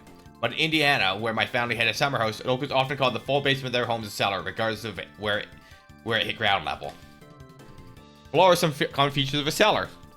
Cellars are typically fully underground and used for storage. A cellar can also be used to allow for extra level of living space. It can be full, covering the entire footprint, or partial, covering only a portion of the home. Standard cellar is different from a wine cellar or root cellar. Those are something you add to an existing space, or more often a separate space of your own, often built underground or into the side of a hill or the ground. A root cellar uses natural cooling and insulation to act as a refrigerator. So a cellar is fully subterranean. A daylight basement is similar to a cellar with one distinction. It's not completely underground. Okay, cool. Only about half the space is below ground level. Many of today's newer homes boast this type of basement as an attractive feature, since they almost always provide ample living space that's finished and livable. Okay, cool. And then a walkout basement is... Walkout basements are almost always finished. They generally have a separate entrance to a door that heads right outside of the space and are common in homes built on a slope. Okay, so a walkout basement would be if you build into the side of a hill and part of your house is underground. and part of it isn't, but you have a separate exit way out of the hill from your home. There will be no further questions. Yes, less noise, absolutely. That is why my office is actually right off my kitchen. I have 2 bedrooms. One of them's a 6x8, and then I've got a full-size bedroom, 12x12. So, like, I could put my bed in here. It would fit my queen-size bed, if I only wanted the bed in here, which I considered. But my bedroom faces a busy parking lot with a hotel across the way, so it's a lot noisier than being just off the kitchen and facing the hallway of my condo area. So, like, occasionally I'll get a lot of outside noise if there's something going on in the hallway, because the neighbors, you know, fight sometimes about this, that, or the other thing. Your dog can't poop here or whatever, you know? And yeah, the dog shouldn't poop in the hallway, you know? That's a no-brainer. You have a walkout basement? Yeah, I used to live in a 3-bedroom basement, sweetheart. So I had an office, I had a bedroom, and I had a storage room. It was super nice. I was paying $1,000 a month, including all my utilities.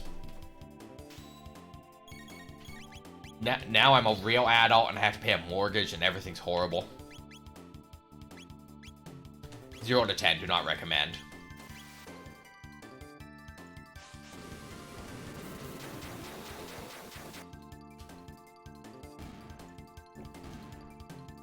But, you know, like, my landlord's mom got her permanent residence, so she was moving to Canada, right? So he's like, I need the space, and I was like, fair enough, like, I'm not gonna begrudge that or be upset. But when I was looking at new rentals, like, a 1-bedroom, 1-bath was $1,600.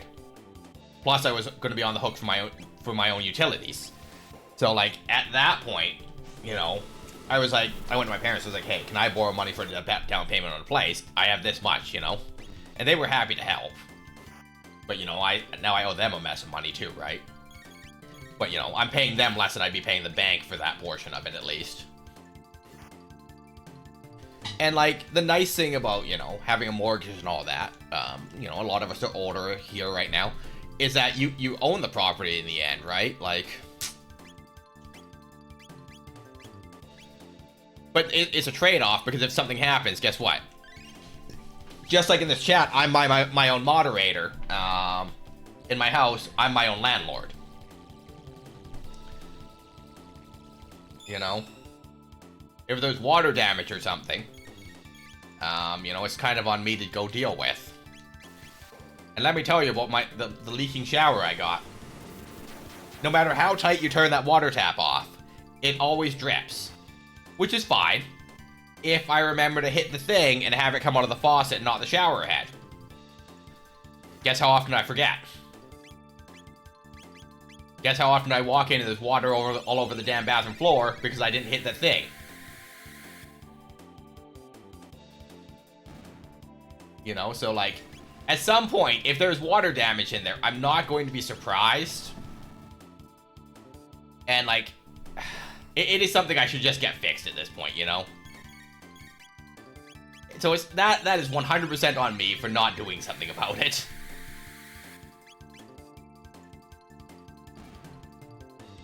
But, like, if I'm gonna get a contractor in, like, a plumber in to fix that, you know, I'd rather wait until I'm gonna have them in to fix something else as well.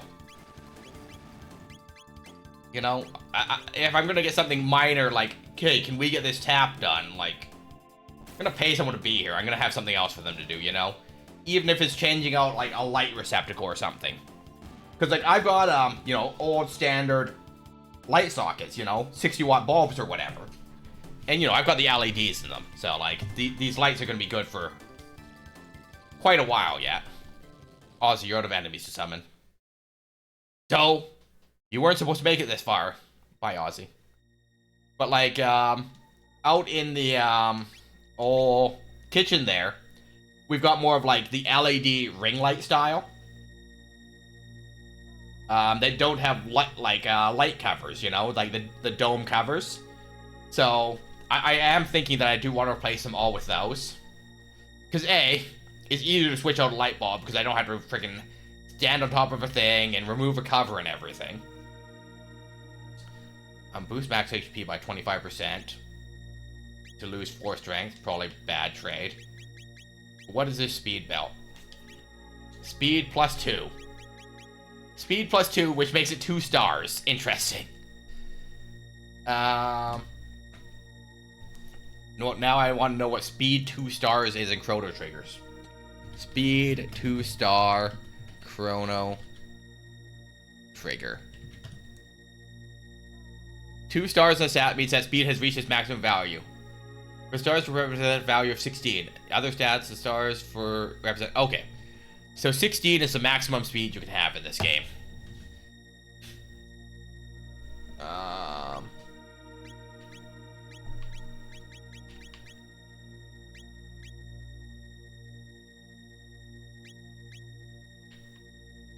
I've learned how to do the best I can with home improvement, so I don't have to pay contractors. It's true, but like,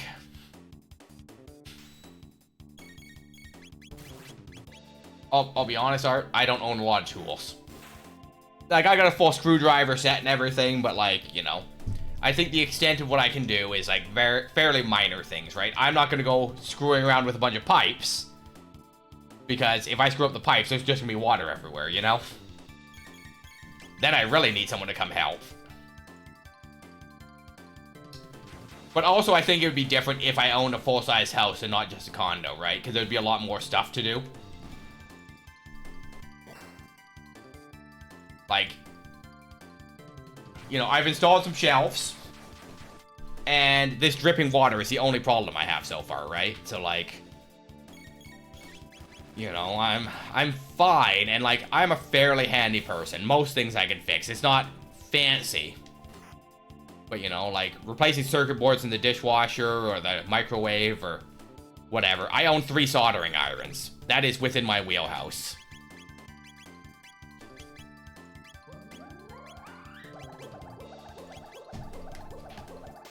Who's gonna hang your stuff on the wall? Me. I can hang stuff on a wall. I have lots of stuff hanging on the wall. Mostly my tasteful boudoir pics.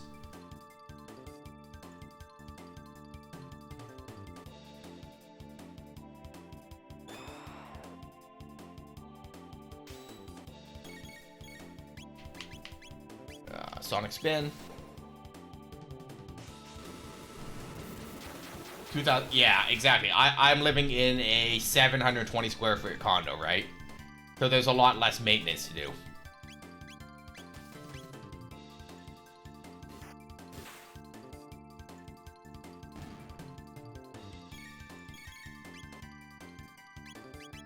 The only person stopping you is you.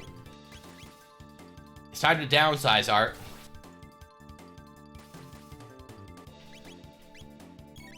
You know, you just look at your kid and your wife and you're like, we're moving into a 2-bedroom condo, don't worry about it. And they'll be like, why's that? And you'll be like, I don't freaking know. James said so. He said the only person stopping me from moving into a condo was me. And then your wife will be like, who's James? And you'll be like, some weirdo I met on the internet. I gave him my credit card number and my social insurance number. What bad things could possibly happen here? And then she'll be like, you dumb? And you'll be like, yes. Let me tell you, Levy practices internet safety. Aside from, you know, yelling at herself with her government name on stream some days, which is a weird choice. Because, like, you know, at that point, just use your government name. You know, Levy won't even give me her realtor license number. What am I gonna do with that information? Not a freaking clue. Just go sell some houses, I guess. I don't even know what mischief I could get up to with a realtor license number. I don't even know if their licenses have numbers. I assume they do. Just on the basis of my security license has a number. But, you know, I cannot confirm that information.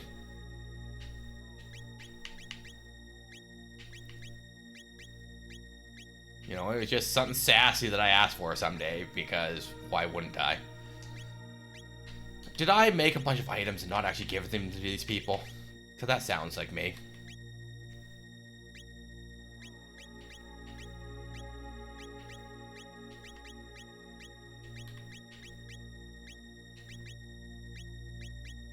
Okay, everyone actually has their best gear this time.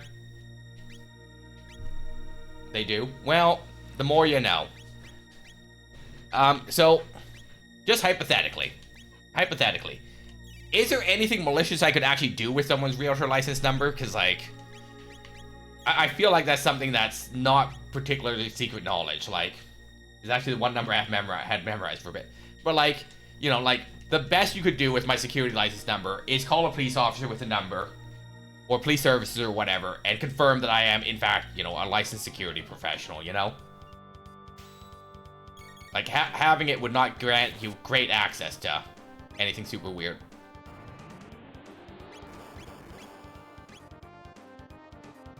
Yeah, Frog, you did it wrong.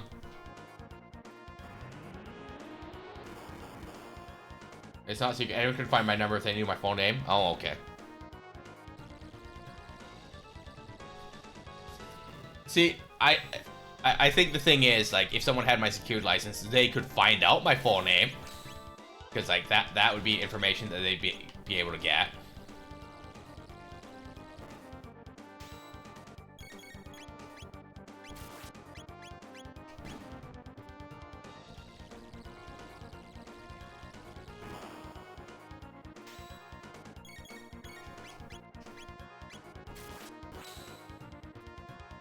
What are all these voicemails I'm receiving? Okay, give me a second. Like, this same number keeps calling and leaving voicemails. It might actually be a real thing I need to address. It also might not. Those are the options on board.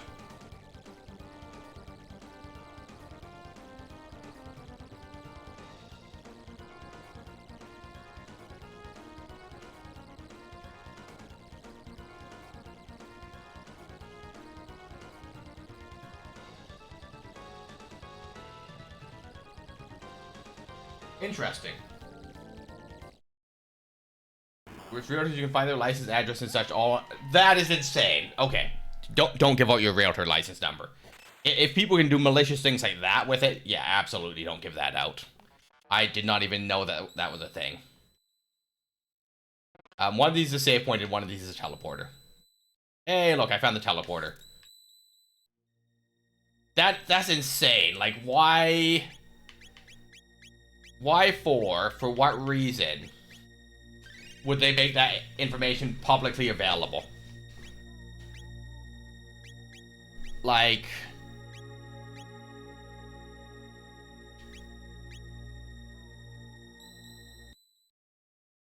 that's just insane. Which would be publicly available on your business card, right? So, like, wherein, so far as say hypothetically, right? Hypothetically, you hand out a business card.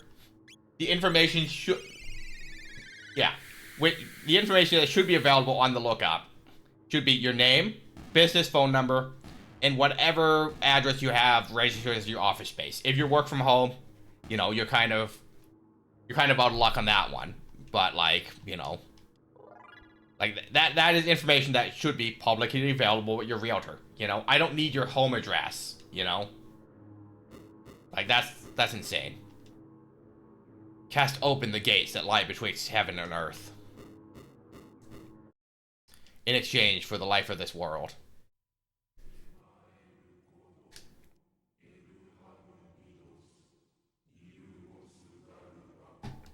Oh, hold one.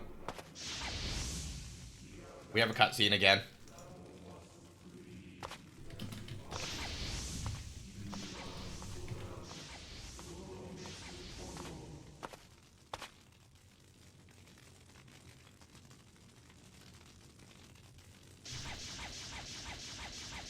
Alright, here's a link to the cutscene that you guys can't watch. I don't know why it has this problem.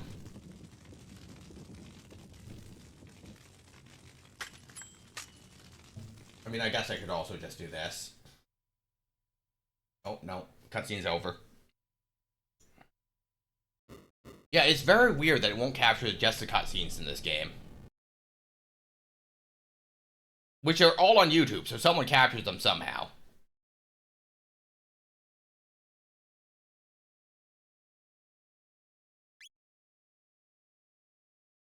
I mean, they did, but like, it's clearly loading something. You know, here that.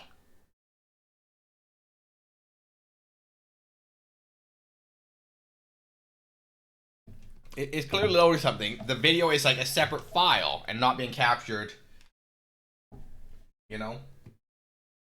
And it also is not capturing the game entirely now, so. Like that. It is freaking wild that we have this problem. Okay, I'm gonna try something. When's the last time I saved? I'm gonna try something for science right now. Hopefully I saved after that boss fight. Not that the boss fight was particularly hard. Resume. Okay. So, interesting. So it doesn't want to capture the game here. So, interesting. Okay. Cast open the gates in exchange for the life of this world.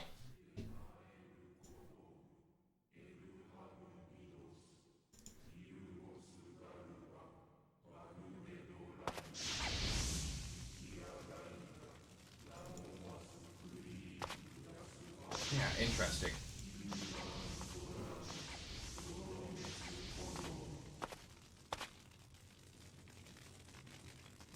So if I do that, okay, so I could capture it this way for cutscenes.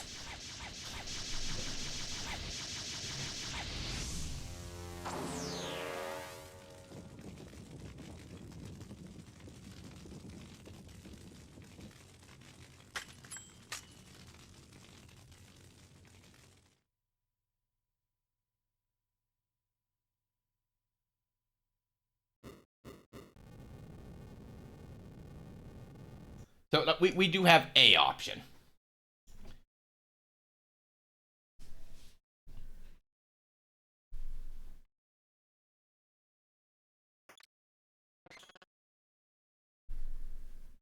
It's very weird that Chrono Trigger has so many video issues, though, you know? There are things I'd never have obtained. So, y'all missed this. Oops. I missed all that text.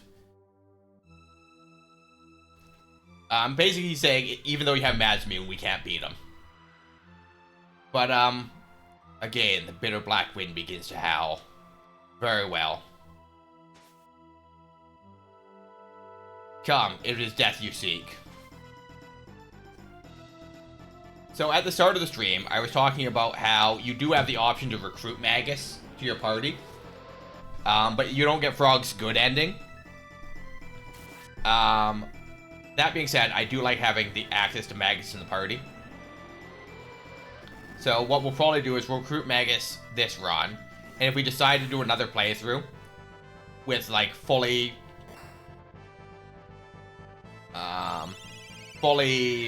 equipped characters, because New Game Plus, you keep all your items and levels. You know, the second playthrough, when we have all the stuff, we can do a run without Magus.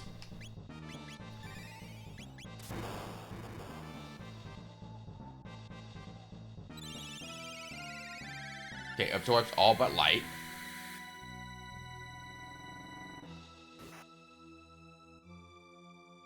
Magic defense reduced by Madsmoon. Okay, so we heal here.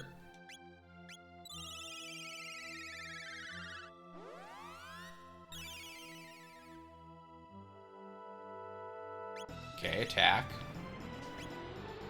Attack.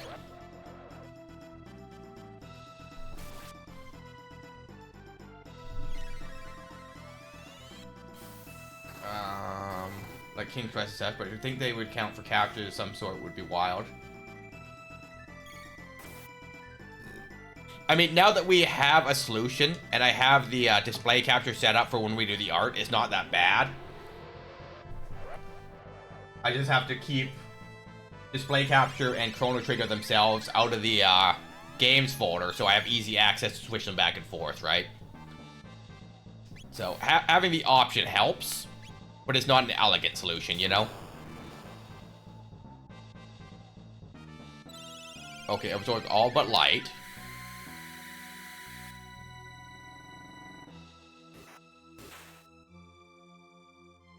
Okay, magic defense reduced. So you're not... you're not absorbing light here, right? Or am I misunderstanding the situation? Okay, or absorbs all but water now. Okay, so you have to pay attention to what spells he's casting and match the elemental type.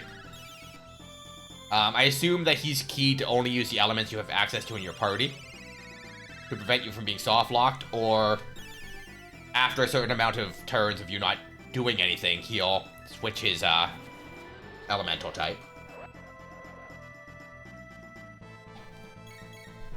Alright, so water. Item. Mid potion. Okay, all but light.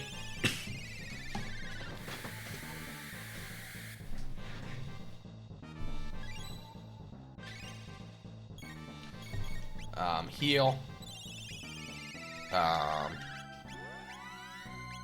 Lightning. Reduce magic defense.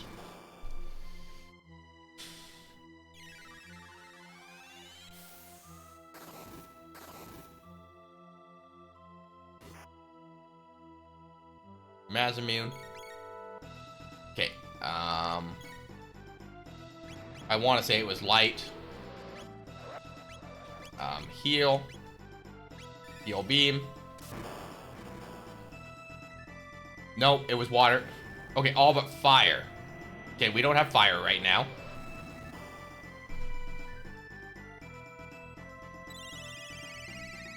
Magus cheats, because Magus has all the access to all the elements, which is what makes Magus a really strong character. And with Robo having access to no elements, but really strong physical damage, it's a nice party. Morning Stone, thanks for the raid. Thanks for shouting out Stone, Levy. Welcome in, Raiders. I am James. I'm a variety streamer. On Saturdays, we play RPGs. We're currently alternating Chrono Trigger and Final Fantasy IX. On Tuesdays, we do visual novels. On Friday, we play Fallout. And Tuesday, Wednesdays are variety days. But next week, I'm actually taking Tuesday, Wednesday off, and Thursday will be a shorter stream in the evening. I just got some stuff I need to take care of next week. Alright, you go enjoy your shopping. Buy yourself something nice. Light. I'm bad at remembering what the attack sequence is in this fight, because he changes it. Okay, all but water. But if anyone has to raid and run, eat, drink, get a snack, take a nap, pet your dog, you know, please feel free to do so. I'm not going to be offended. Thanks for sticking around to support your streamer in their raid. And we'll be here for another hour or so. Water.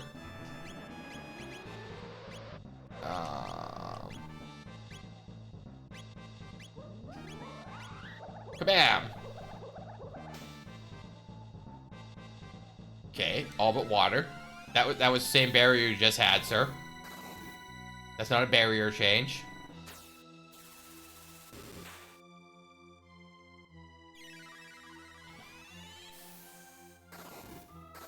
Okay, so does he do a barrier change every time I do an attack? Yeah, okay. He does a barrier change every time we attack.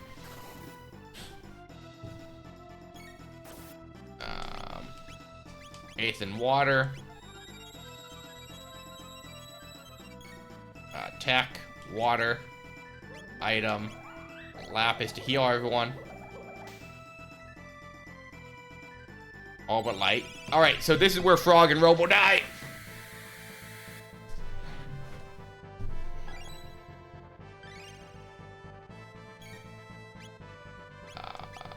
Robo.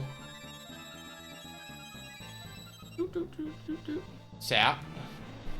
I don't think there's a scenario where we heal Robo enough to keep him alive between it. Oh, 4.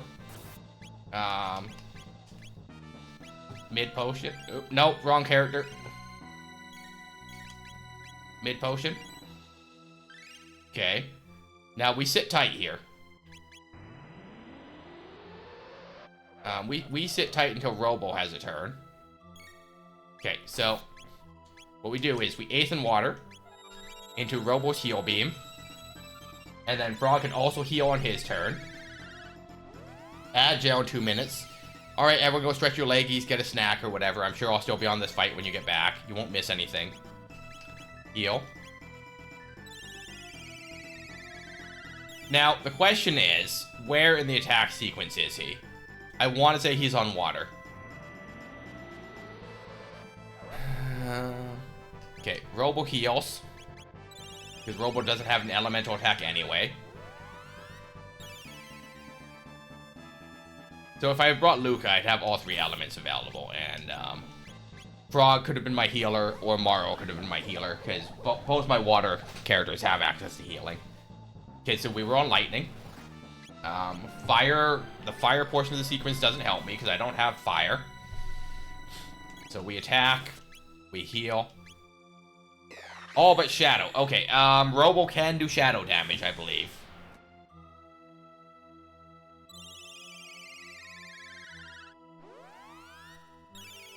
Just because I believe something doesn't make it true. Okay, we reduce magic defense. Laser spin does shadow damage.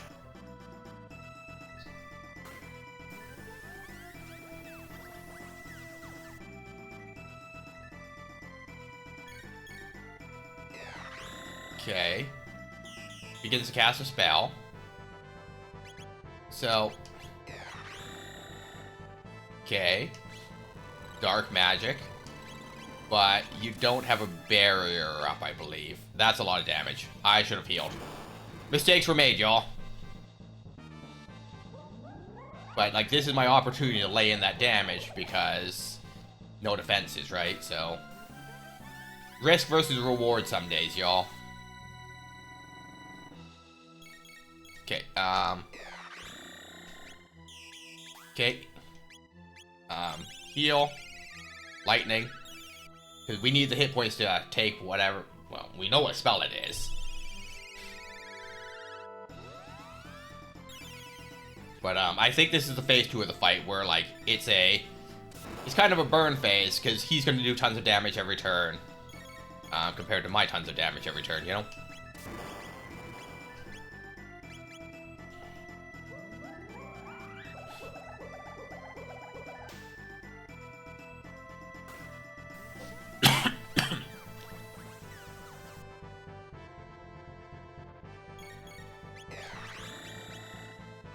Being Lord's darkest, strongest magic. Of course it is.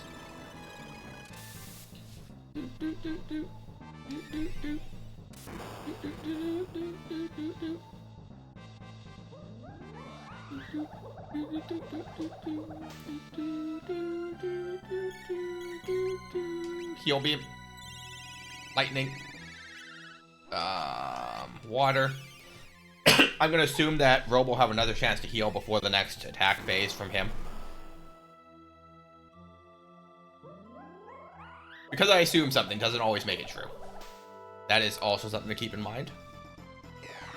Okay, begins casting a spell. Okay, yeah, so we should get one more spell off. Alright.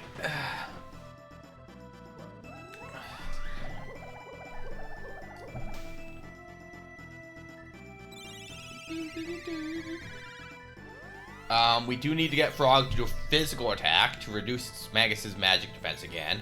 Looks like that is worn off. Lightning. Laser spin. Welcome back from Agile, y'all.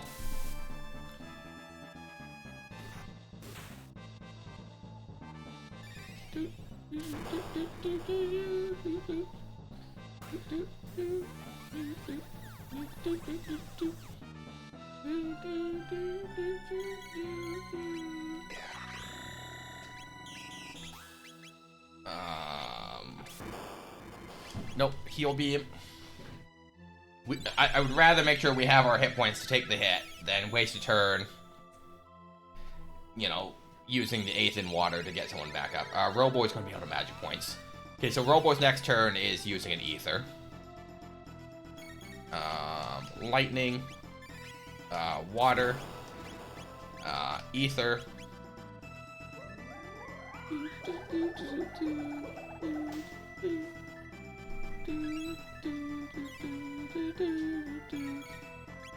Lightning. Water.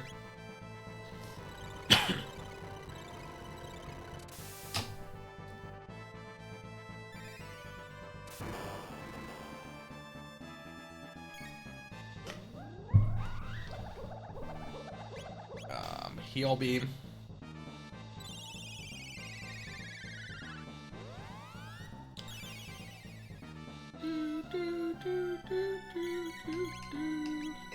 Attack.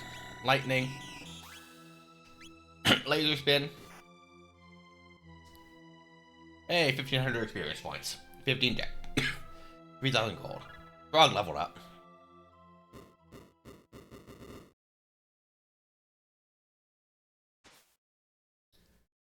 Your skill with the Mazmune, is that great already? Large scale energy reaction detected. Could it be Lavos? No, he mustn't awaken from his slumber yet. Awaken? I do not understand. According to the records, Lavos was created here, at this precise moment. You fools! I but summoned him. He has dwelt within the earth for aeons, absorbing the land's energy and growing ever stronger. It appears my data was incorrect. What is this energy in the air? I'm detecting the emergence of a gate, theoretically improbable proportions. If you had not interfered. An enormous gravity sink is forming. Whoa.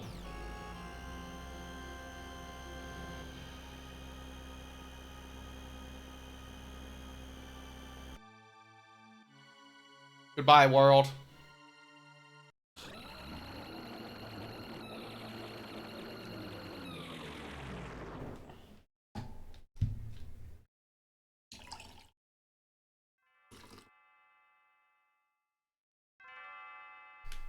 Chrono.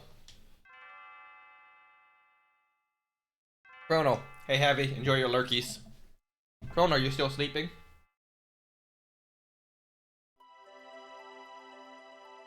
Honey, you'll be late for work. Oops. Chrono, we can't keep asking my father for help. You need to hold down a job. Chrono. Chrono.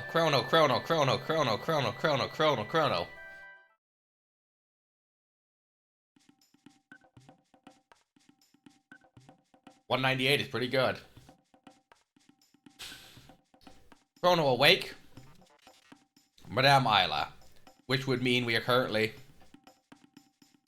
Isla wants to see Chrono. Chrono go missing mountain. You there. Fall down hurt. Isla carry back. Hot. Magus. Big frog present? For Isla eat? Perish the thought. But what of the pale-faced man in the cape? Was he not with us? No, only find you. Cape one more tasty? So he has fled. The records were incorrect, but if Magus did not create Lavos, then in what era did it originate? Lavos, you don't worry now. You rest. Hurt bad. Bye, Isla.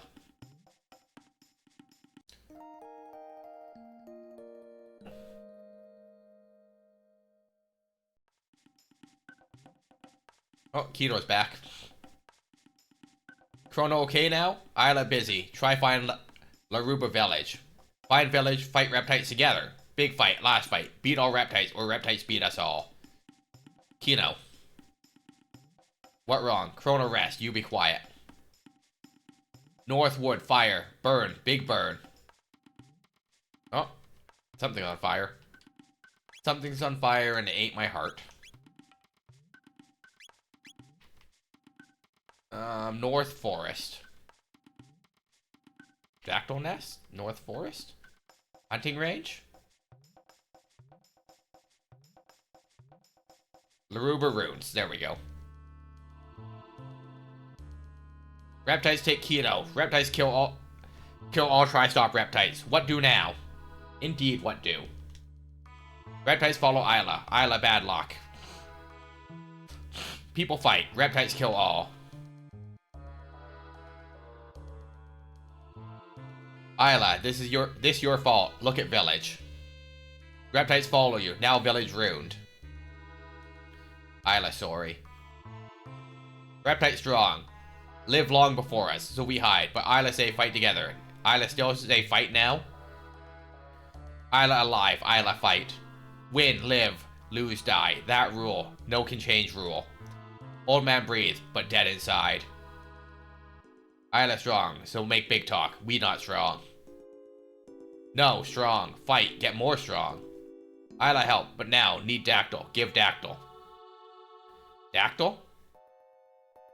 Go Tyranno Lair? Tyranno Lair. Reptite Castle. Danger, even Isla danger. Isla want die? No, want live, so go. Isla be okay, give Dactyl. Yes, give Dactyl. Elder tell Keeper, so go Dactyl Nest. Isla be careful. Elder, big help. To the Dactyl Nest.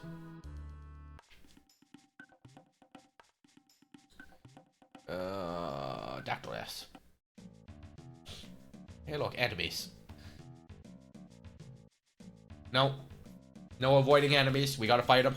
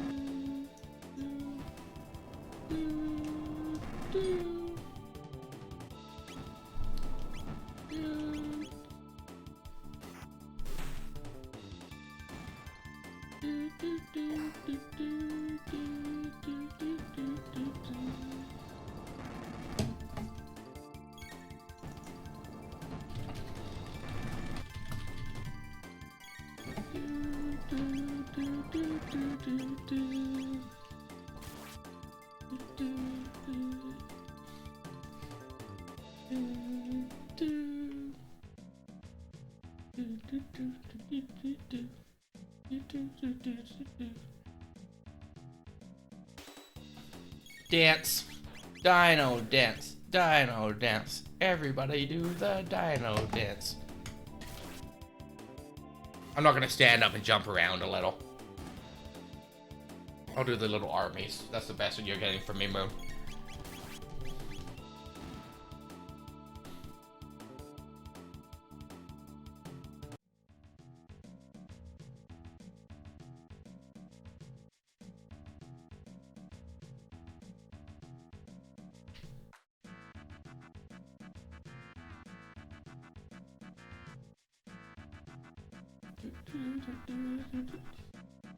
Good enough for the clip.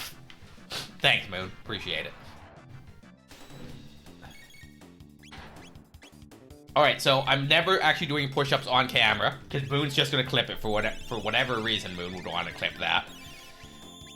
That's what I'm hearing here, is never do the push-ups on camera.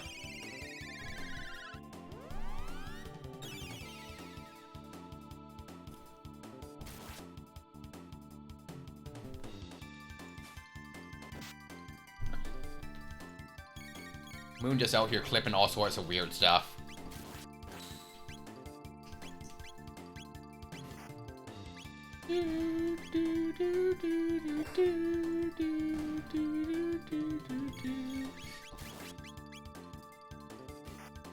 Am I wrong, Moon? Am I mistaken in my assessment of the situation? You put it there. It should be my tagline from now on. I mean, could be. You know that I can just go back and delete clips that you guys make, though. So, like, you know, even if you clip something I don't want out there, yes, it'll still exist on the internet, but it won't be easily accessible, you know? So, we do have options.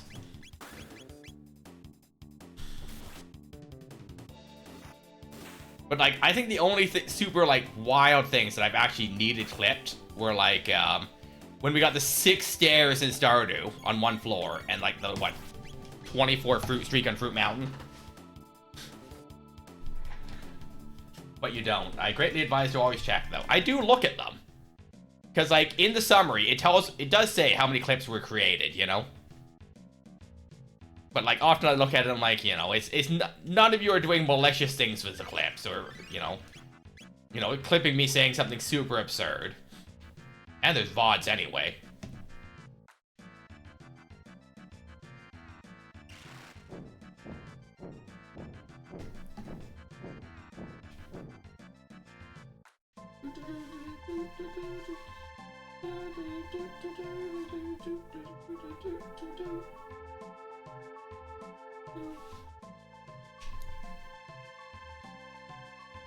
Isla, Dactyl, Chrono. You would go alone? I do not know what has driven you to this quest, but a friend of Chronos is a friend of mine. I will not stand by while you go to your grave. No, Tyranno lair danger. You no come. Maybe all die. You wish to die alone then? I fear I cannot allow that, not after having accepted your aid and hospitality. There has been death enough on my watch. I'll abide no more. Let us be on our way, Chrono. I'll have good friend. Let us proceed to the Tyranno lair.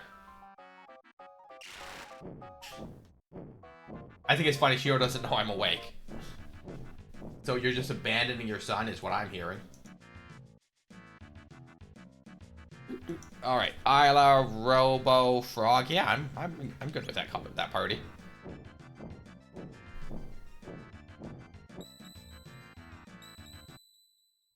No one is in the house.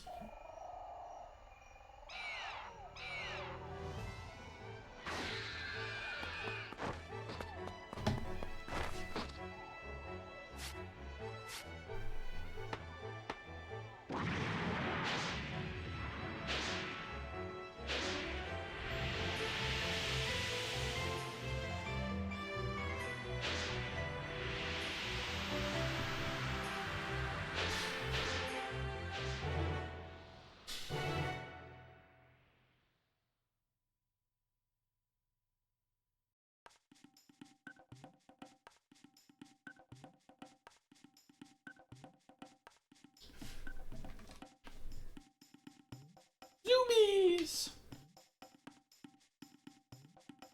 So here's the Tyranno lair. They live in like some future technological city.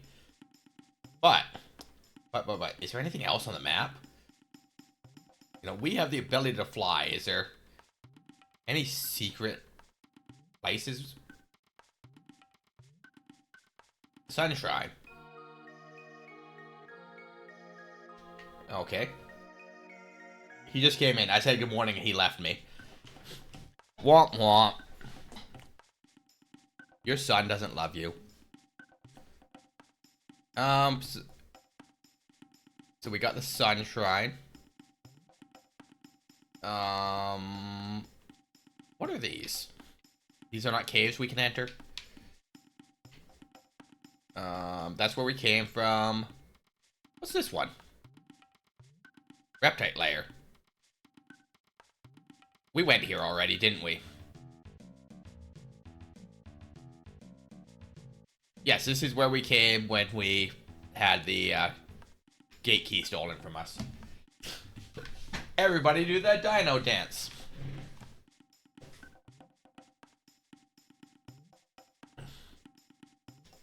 Can I go in this cave? No, not caves. Cave?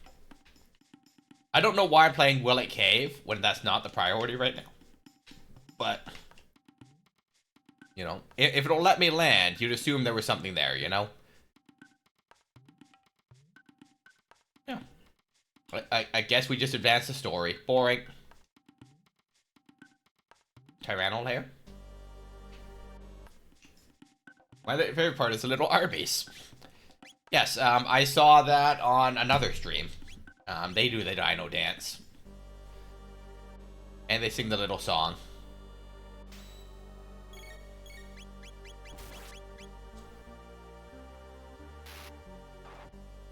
You know, nothing new under the sun, you know? I'm sorry, did Isla just do 500 damage?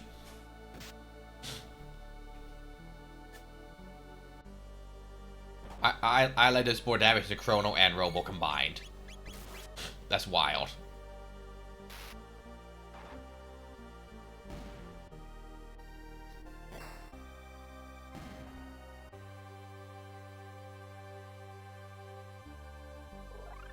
Spin kick. Open? No? No open? Alright. Can we... There we go. I promise, I'm the best at, like, walking a straight line.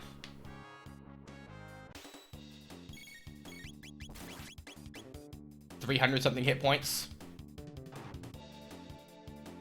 Okay, so... 320. Alright, 336. So I don't... I think I just used an ability and I don't even know what it was. But I believe that no one is capable of one-shotting them. Third eye, doubles evasion. That's not helpful to me. But could I interest you in a power glove? So you can one-shot the little reptites. That'd be great, Isla. Can we open? Freedom! No, you guys don't want to talk to me? You don't want to say thanks for me freeing you? Jerks.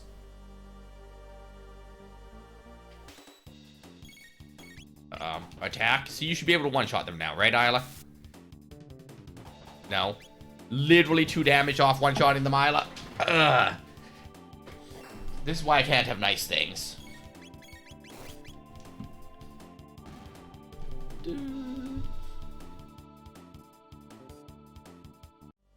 Yeah, I don't have an add quote command. I don't have a quote command at all. Why? Why do I not have a quote command? Because I know that you guys are going to abuse it. Because I say all sorts of unhinged things. I'm not insane.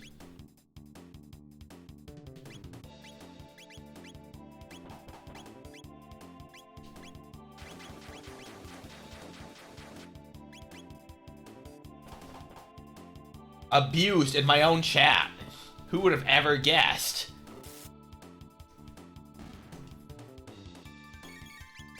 Oops. No, don't do that. Don't do that. Don't waste your magic points. That's why it'll be funny. Absolutely not, Moon. Tell you what. I will add a quote command as soon as you add a res command. No. That's too easy. Isla. Kino, move back. Isla, save Kino. I will figure out something that you have to do before I add a quote command. My only quote on my channel is you. Her methods do not appear logical. Well, they're both in jail now. Kino, sorry. All Kino's fault. It okay. Kino take all Aruba person. Run. What Isla do? Strong live, weak die. Isla go be strong. Well played, sir. Well played. Kino go, too. Kino no come. Isla die. Kino new Ioka chief. Isla.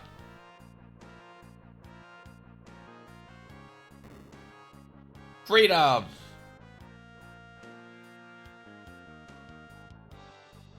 Isla strong, no lose. Kino, no. Kino show you something. Follow Kino. Bye, Kino. I am not in fact following you. I am investigating... Oh, a mid-ether. So the rocks are treasure chests. Add quote, Kino no come.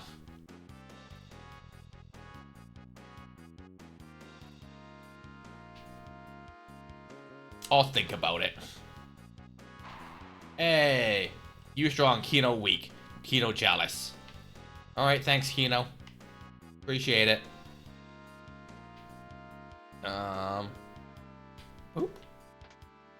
Bye. Bye.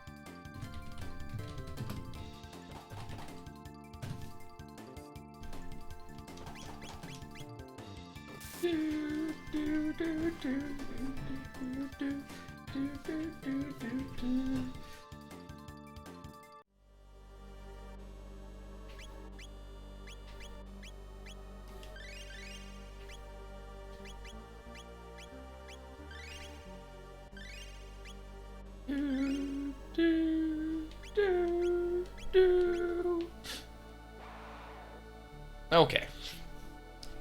Could we not have consecutive fights? Lurking wanted me to force to spend time with family visitors. Hope we're doing well. We're doing good, Wreckage. We're doing good today. I hope you're well, and I hope you're enjoying your family visit. Family's important. Even if you don't get along all the time, family's important, y'all.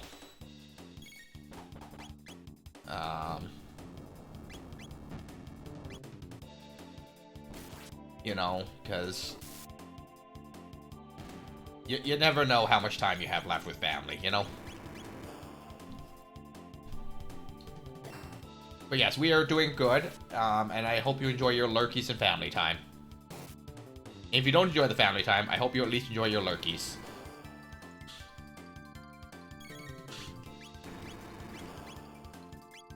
A 1,000 hit points? I do not like that.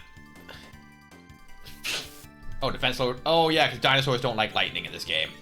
We learned that last time we were here.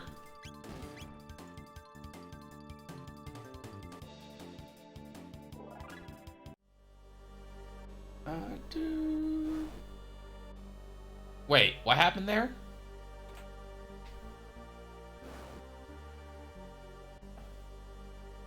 I am much confused. So...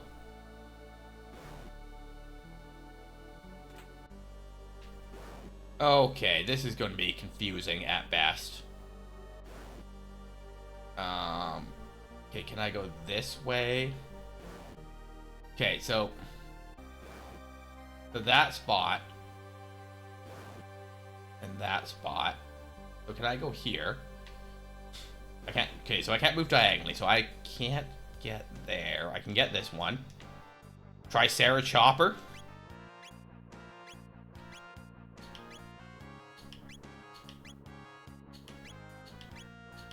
Okay, so it's not... oh, Triceratopper. Funny. Okay, so there's this treasure chest over here that I can't have, huh?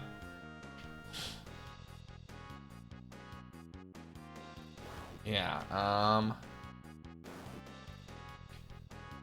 strange. Okay, well, we're not gonna spend too much brain power on that. We could spend a bunch of brain power on it, but we're not going to.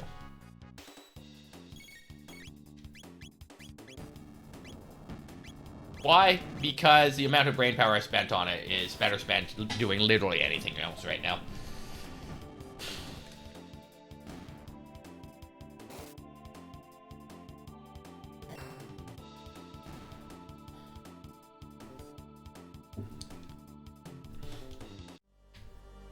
Door? That... I want to ask about this little wing guy here with the one eyeball. Right here in the center. He just carried this giant dinosaur in. No problem. How? Because, like, those aren't even big wingies, you know?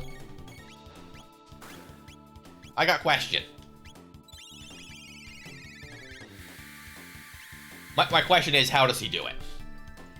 That is the extent of the question. There is no further follow-up on it. I just wish to know. Heal beam. Attack, attack. Kapow.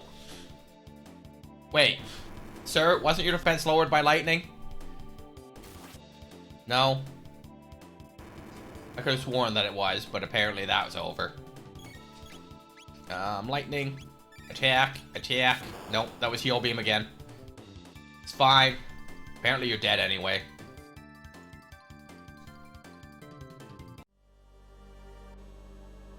Okay. We got 2 buttons. Okay, that's an enemy. That's an enemy. Well, now I want to know what the other button is. Because this one clearly opened the path that I needed. I got a question. One singular question. What's the other button do? I mean, I have a lot. The volcano guy did not get his defense lowered by lightning or take damage. Interesting.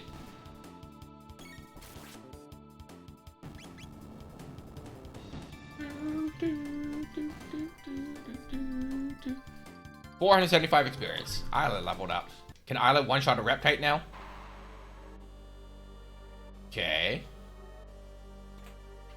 Alright, and that's gonna open that center room. Hey, look! I still question how he's able to carry a whole dinosaur. Some kind of dino dragon or whatever it actually is supposed to be. Kapow?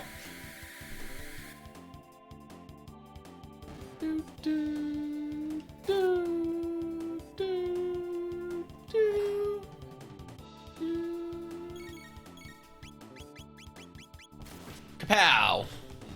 Hey, we did a thing. It's fine. Is it? Should I not question video game logic and physics? Is that what you're telling me, Moon? I also would like to discuss the swole dinosaur we got here. Moon, any thoughts on this dinosaur? This buff-ass Triceratops? You got any thoughts on this, Moon? Or is it's fine? Please tell me your thoughts on this.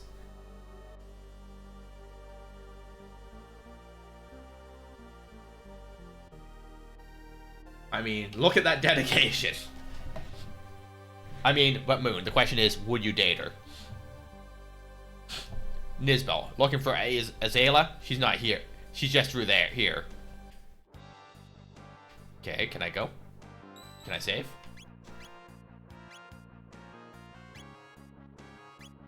Yes. Inventory, shelter. What a hottie. Alright. Heavy, would you date her? Would you date this swole Triceratops? She would make you call her mommy. No?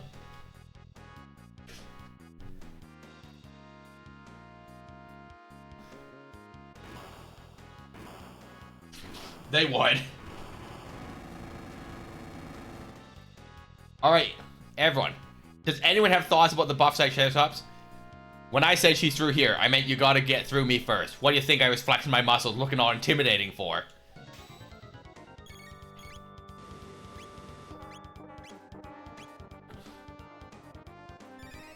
No way I can match your freak. Oh well, now that she turned around.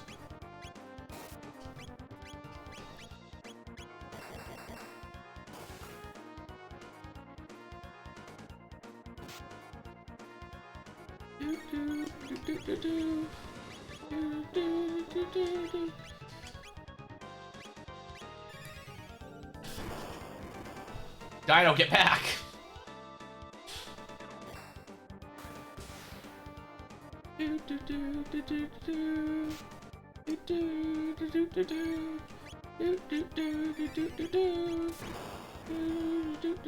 Literally walking over people. Yeah, exactly.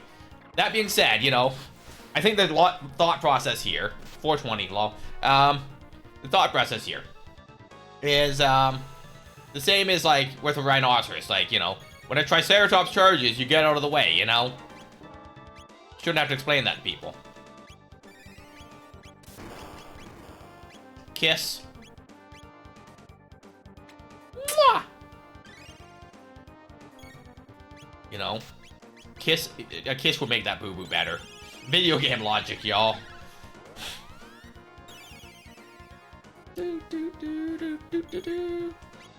Lightning. Kiss. Robo. Robo will heal the other two.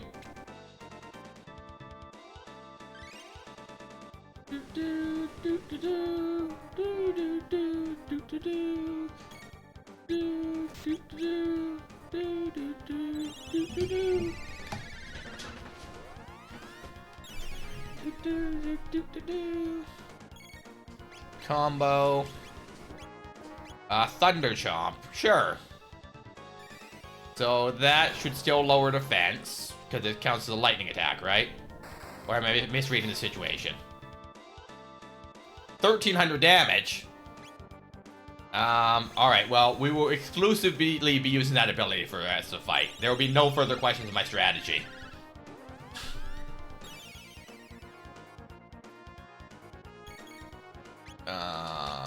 Thunder Chomp, please.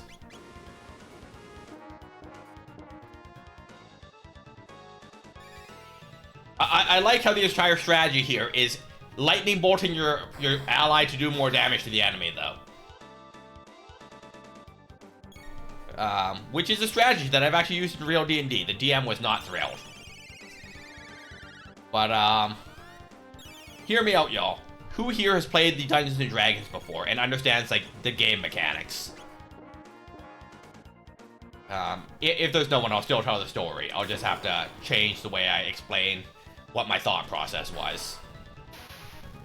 I mean, I could just explain it the other way anyways.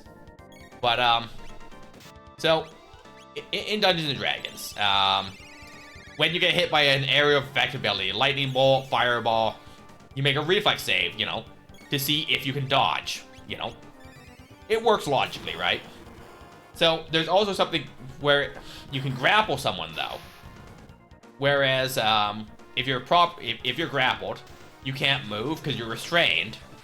So my thought process was, well, if I grapple someone, and I willingly don't move out of an AoE, if they can't move, they have to take the full damage from it. And the DM went, well, yes, that tracks. And I was like, so if I give my ally a ring of lightning resistance, and they go, okay. And I'm like, so my ally is going to take half damage, even if they don't dodge. And he goes, well, yes, logically that works. So I go, so at this point, if I willfully fail a save against lightning bolt, my ally takes half damage. The opponent is going to take full damage because they can't dodge. And the DM goes, well, yes. So the entire strategy at that point involved around the monk grappling people. And then the cleric casting create water. So they were sitting in a pool of water and me repeatedly lightning bolting the enemies over and over. There was no further questions on the strategy. And it was a perfectly viable strategy, rules as written. Did my teammate enjoy taking infinite lightning damage? Probably not. But, you know, we kind of went for like, I want to say like 9 or 10 sessions. Like, that was our entire strategy. And then the DM just started replacing every enemy with, like, enemies that had, like, resistance lightning and immunity lightning. And it was a lot less fun. And I was sad.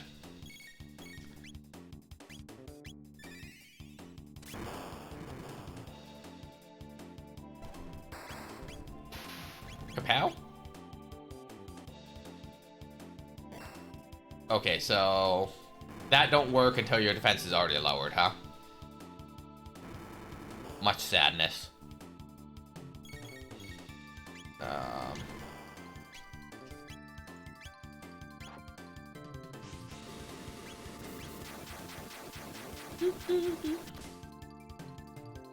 Shocked. Kapow.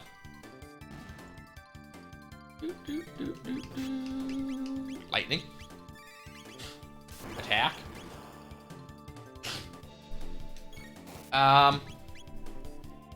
That being said, y'all, for the solo D&D campaign that I'm playing through in the Discord, I'm thinking about playing a half-elf paladin. Is there any further thoughts on what kind of character you guys would like to see me try and roleplay? Because I'm not opposed to, you know, making a backup character in case the worst happens, you know? Oops. I fell down a pit.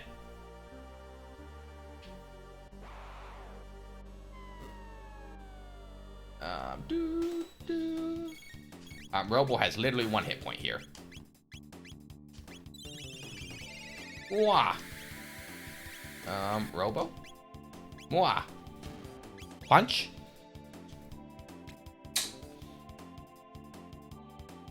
Because that's absolutely how it works. You just kiss a robot to make it feel better.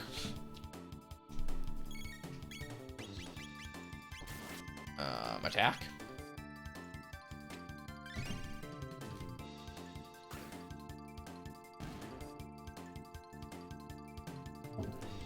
Seven tech points. A feather.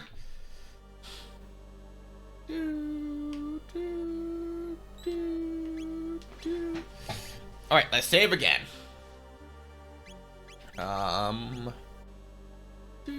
You know what? We'll use shelter. We have lots of them. And we have lots of gold to go buy stuff, so. I think we're quickly reaching a point of the game where I have tons of money. And we haven't bought new items in a while. So we can afford to go buy potions and stuff after this, you know? Did we fight this guy last time we came out here? I don't remember. We might have fought these guys last time we came out here.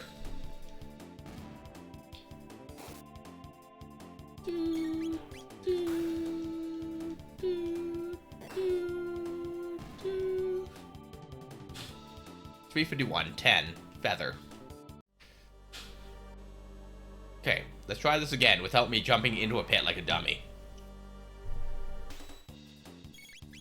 Also, I'm not sure what the point of making me fight just one of these guys by himself is. 129, 3, feather. Chrono leveled up. Hey, we did a thing. Okay.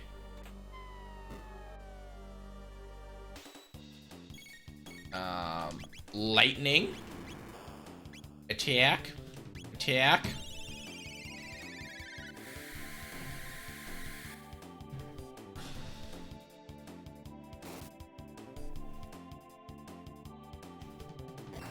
Boop. Attack. Everyone attack. Shock. Kapow. 500 experience. 8 tech points. Perfect. Boop. Save. Open. Loot. High ether. Boop. So, thanks for continuing your savings account, Levy.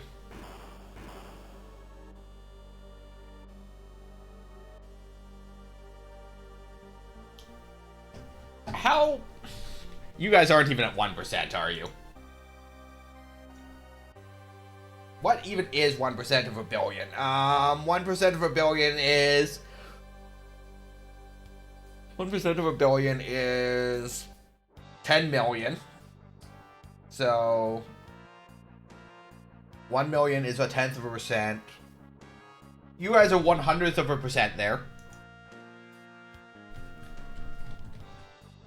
You are 1/100th of a percent. Well, 1.3 of 100th of a percent of the way there. At last, the final confrontation. It was all but a matter of time. Will it be we reptiles who inherit the earth, or you soft-skinned apes? Strong live, weak die. I'll just fight.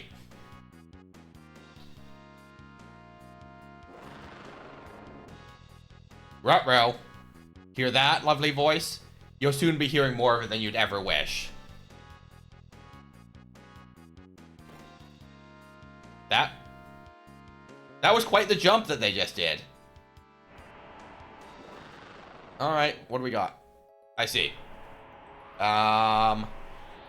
Damble red star.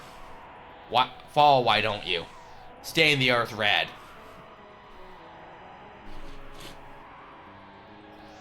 Even should it prove our fate to die, we will not relinquish this world to the likes of you.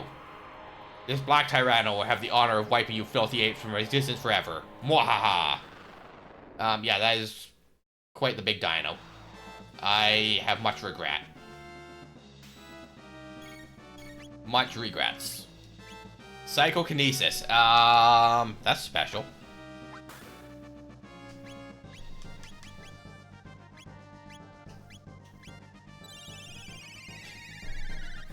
Alright, well then. Alright, so Azalea takes regular damage here. Mostly from lightning, it looks like. So, how does Thunder Chomp do against Azalea here?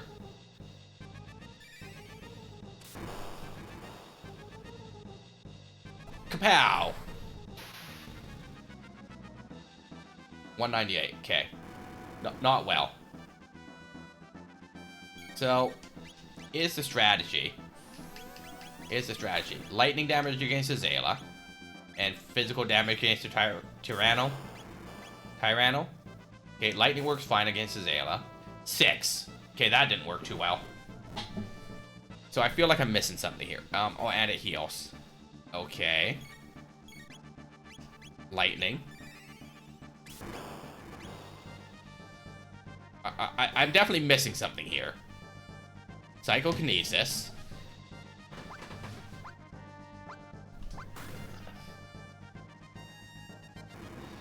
Okay, so it breathes fire for not a lot of damage.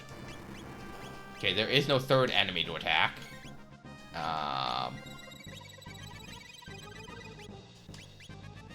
Oh, and we're asleep. Good job on second moon. So, what is the strategy here? I am a little confused at what I'm supposed to do.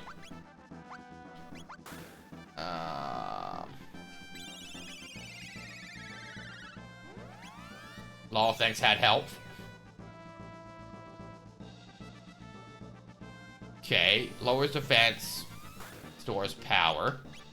So can I attack you now? Okay. 5. Second.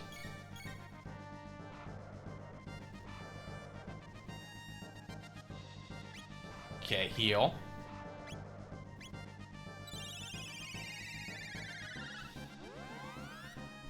Okay.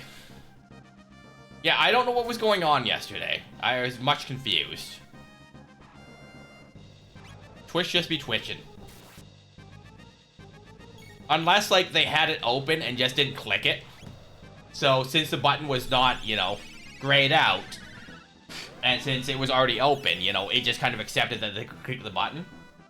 Because Twitch does that when it's lagging sometimes, right? If people both have it open, you know, it'll just accept that it's available even though someone redeemed it, you know, seconds before or something. You know. Heal beam. Nope.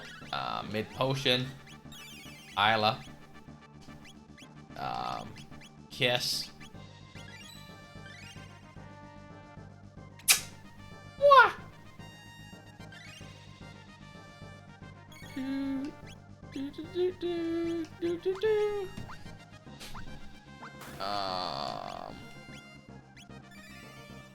Kapow!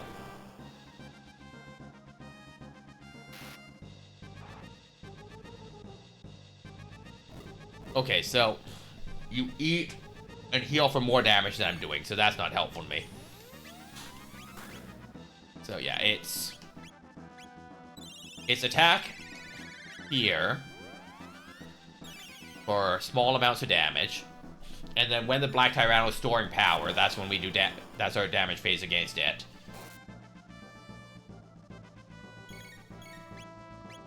Oops.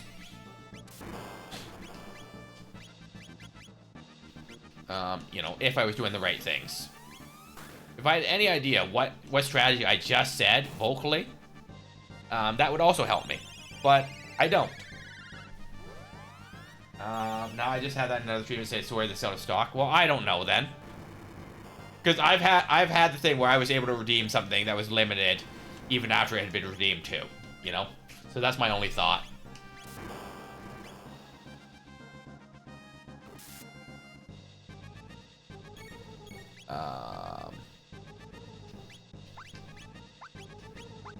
Because if you open it after it's redeemed, it definitely says, sorry, this is out of stock. I can tell you that.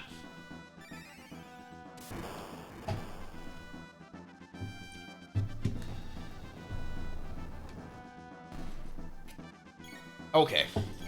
So that's that phase of the fight done. Lowers defense. Okay, cool. So this is our damage phase for sure.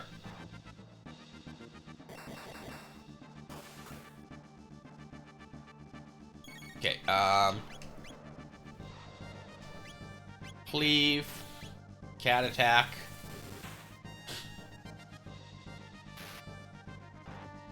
Okay. Robo tackle. Okay. Cleave. I like how a lot of these special attacks actually have specific animations for them. You know, that's a nice touch, right?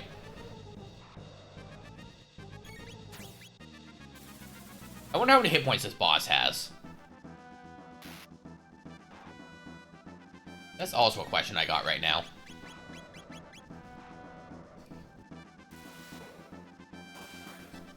Okay. So we're doing around 450 to 500 attack. Chrono does less, apparently.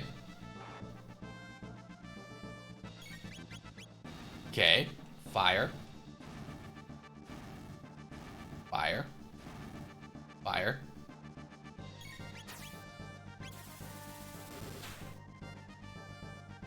Okay. Okay, so we have less, we do less damage because he's not storing energy right now. So we'll just do regular attacks to save our mana. Kiss. Heal. Mwah! Am I going to keep doing that every time Isla heals? Probably not. Okay, so we don't attack during this phase because he's just going to heal for more damage than we're doing anyway.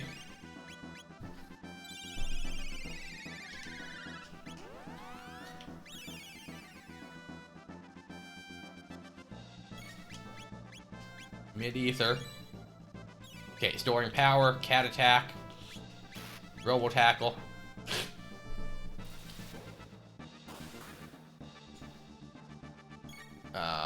Oops, tech, cleave, cat attack.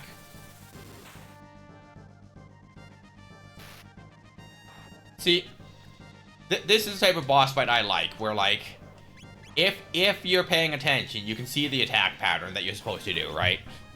You know, even if you're under-leveled, you know, it's not, I mean, unless you're vastly under-leveled, you know, it shouldn't be an insurmountable fight. But, like, enemies that just kind of do things at random aren't really my jam, you know?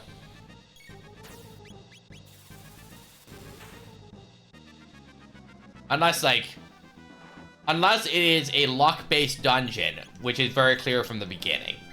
Then I'll accept bosses that do absolutely random things, you know? The pattern is there's no pattern because it's supposed to be RNG-based. Isla leveled up. Boulder Toss. Falcon Strike. Goodbye, Chrono. Didn't I kill you? Why are you under it? And you're just gonna crawl away and we're gonna let it happen? No, it can't be. Could the heavens truly have sided with the apes? Listen, primates, and let it be known for all time. We reptiles fought proudly to the bitter end. Isla, no.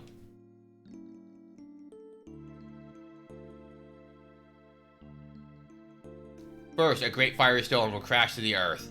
Its flames will soon spread to scorch every corner of the land. Then the show will begin to creep across the blackened plains, ushering a long, cruel age of ice and snow. Ahaha, a fitting end to our age indeed. Mwahaha. Lavos. Lavos. But that is impossible.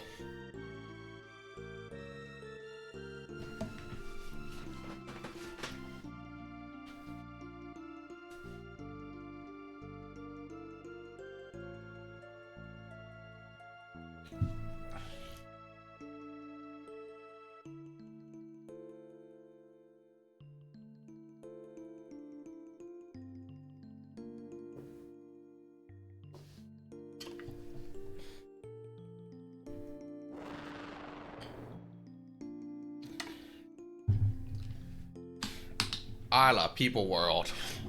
La means fire. Phos mean big. Isla. Kino.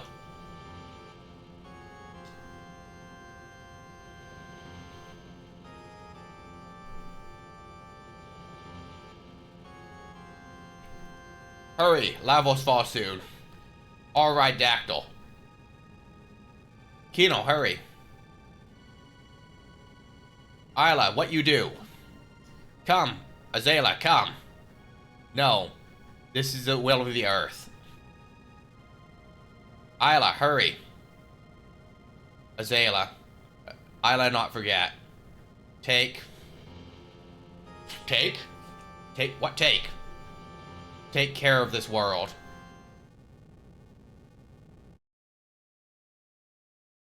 No, because I already beat Kingdom Hearts. You weren't here. I beat it on Thursday.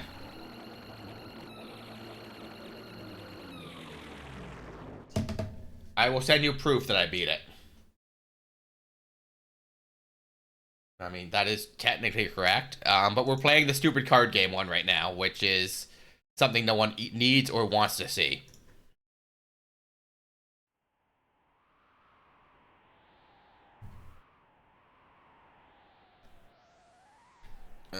Check your DMs. That one.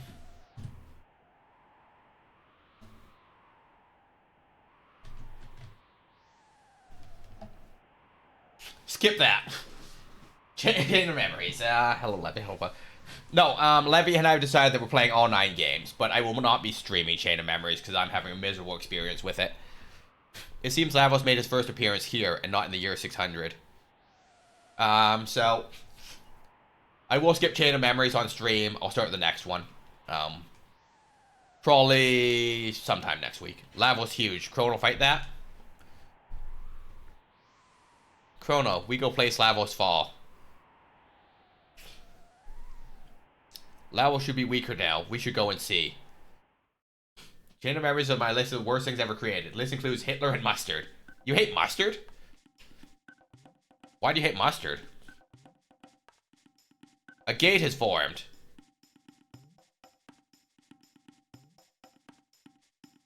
Lavos fast, deep under earth now.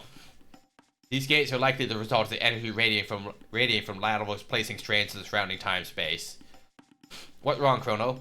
Want to fight Lavos? Go here now? I hate mustard. What I expect Satan's earwax to taste like. I like mustard. You know, the mustard killed the doctor, whatever in the library with a candlestick. No further questions.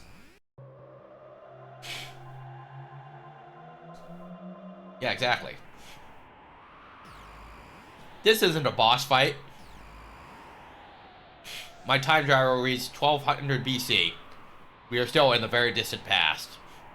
Chrono, where this place? It's a good question. Where is this? Small cave. Save. And me without a dactyl. Hot. Terra cave. I can't get up there. Goated. Having to say hi, slash bye, twerk, lurk, have a great stream. Yeah, we'll only be here for another half hour or so anyways. Thanks for checking in, Pear. I gotta go to work this afternoon. Sag. Ads. Well, Pear's leaving just in time for us to run ads anyway. I promise I know how to enter a building. Of course, have a great day at work. We'll see what happens. Saturdays aren't usually that bad.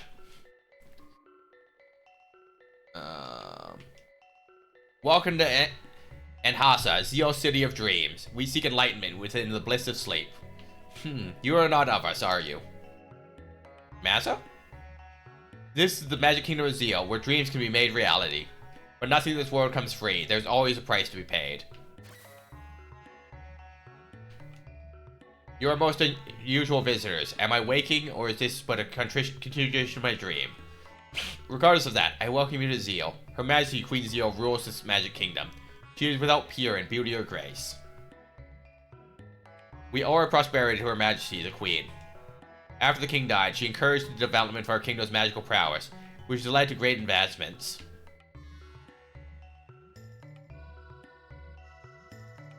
The world you see with your eyes may well differ completely from the one I see with mine. There are as many different worlds as there are observers. Never assume that only those things which you can see or touch are real. Can I have this teddy bear? Do you believe in such things as fate? Do you think it possible our lives are predetermined?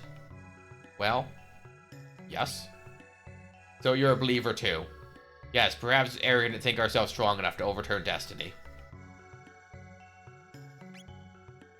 Okay, so the teddy bear wants to talk to me? That's none of your business. Okay, interesting.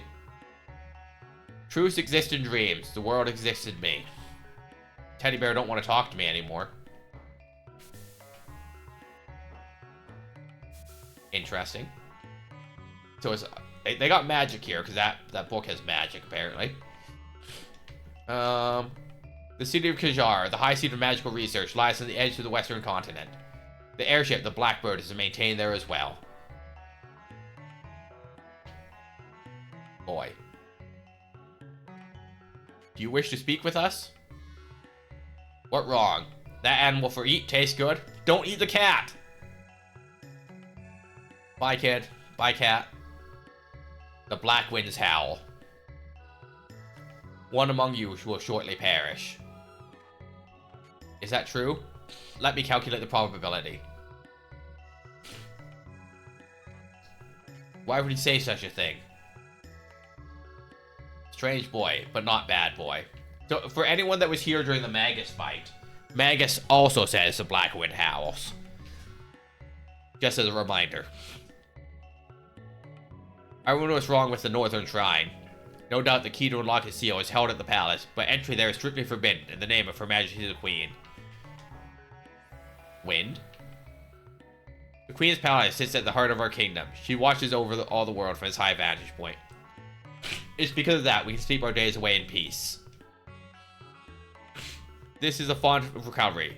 Rest your wearied mind and body within, traveler. Thanks for healing me.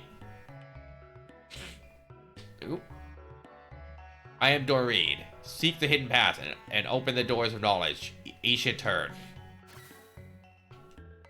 The Queen has sealed away the great elemental weapons and armors forged with the power of the sun in the shrine to the north. You can see its entrance on the northern continent, but no one is allowed inside it now.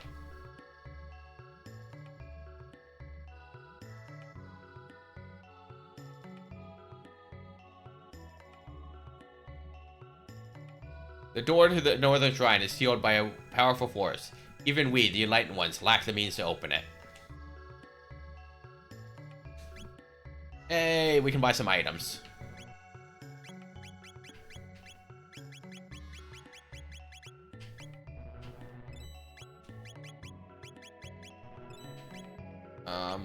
New potions, better potions. Okay,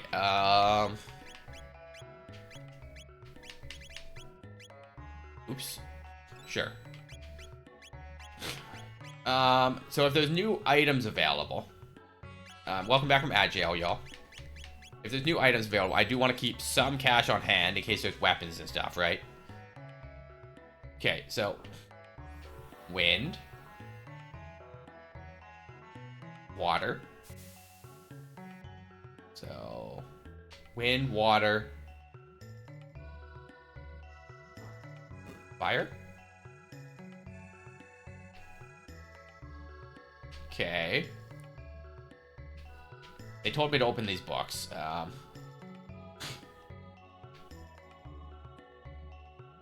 Okay, I feel like I'm missing something with the books. Okay. Nope, nothing.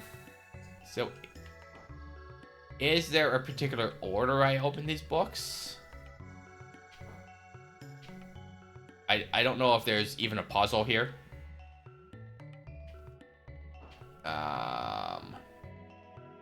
So let's try fire. Water.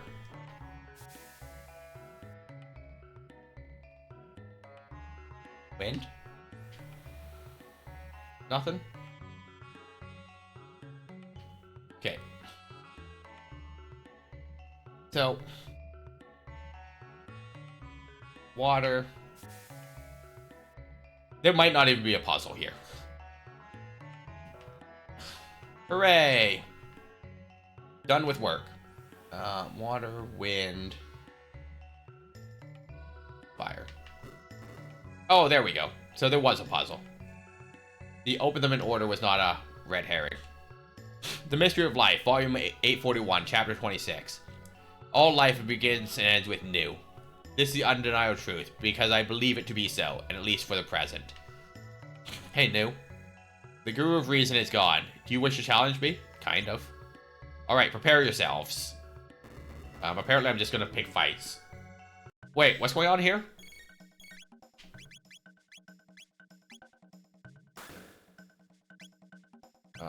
Laser spin? Cat attack?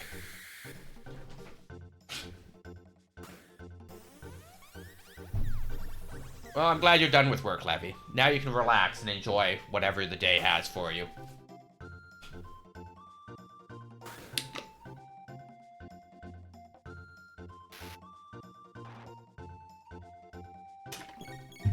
Squirrel dance. Heal beam. Okay, I don't like that you do things that leave me at 1 hit point.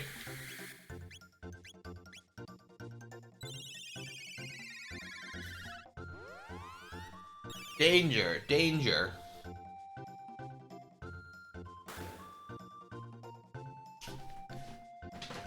Okay, so yeah, so they put you at 1 hit point, and then the headbutt does 1 damage. Interesting. Yeah, so that's lethal.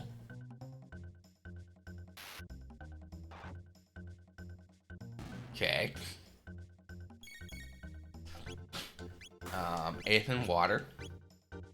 Heal beam. No. Lethal. Okay, so one of the sets of attacks puts you at one hit point. The other set of attacks is lethal.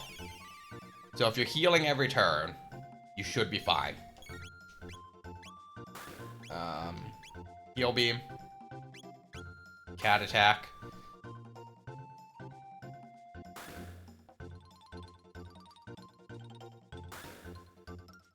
Okay, so... Okay, certain enemies do certain attacks. Okay, I see how this works. So, the top 2 corners and the bottom middle do the thing that set you at 1 hit point. And then the other 3 do the 1 damage attack. So if I kill these ones, that one, and then that top corner, this fight becomes a joke because nothing's lethal.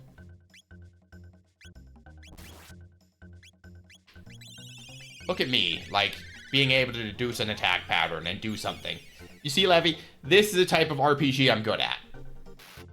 Where there's a pattern and I can figure it out and, you know, just do a fight, you know? Though, I guess also I'm better at standard JRPGs than action RPGs, you know?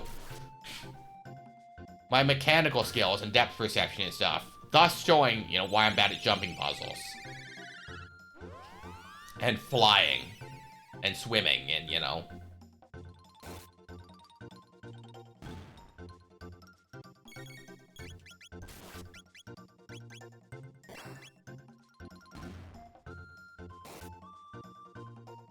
But, you know, this is straightforward, it's turn-based. And even if I turn off wait mode, this game's fine. But because I can observe a pattern and figure it out, you know? Robo's level increased. You're strong, take this. Obtain magic capsule. Obtain speed capsule. New. Goodbye, new. Hey, you know what? Imagine a speed capsule. That's not bad. So Robo is actually really slow. So we could either give him a speed capsule, or we can give Chrono 2 speed capsules and max out his speed stat. And I think we're gonna go for that. And then magic capsule. We'll give to Robo. Because his healing is pretty strong since it's an AoE heal. So I have no regrets there. Yeah, turn-based games are definitely something I'm better at, you know?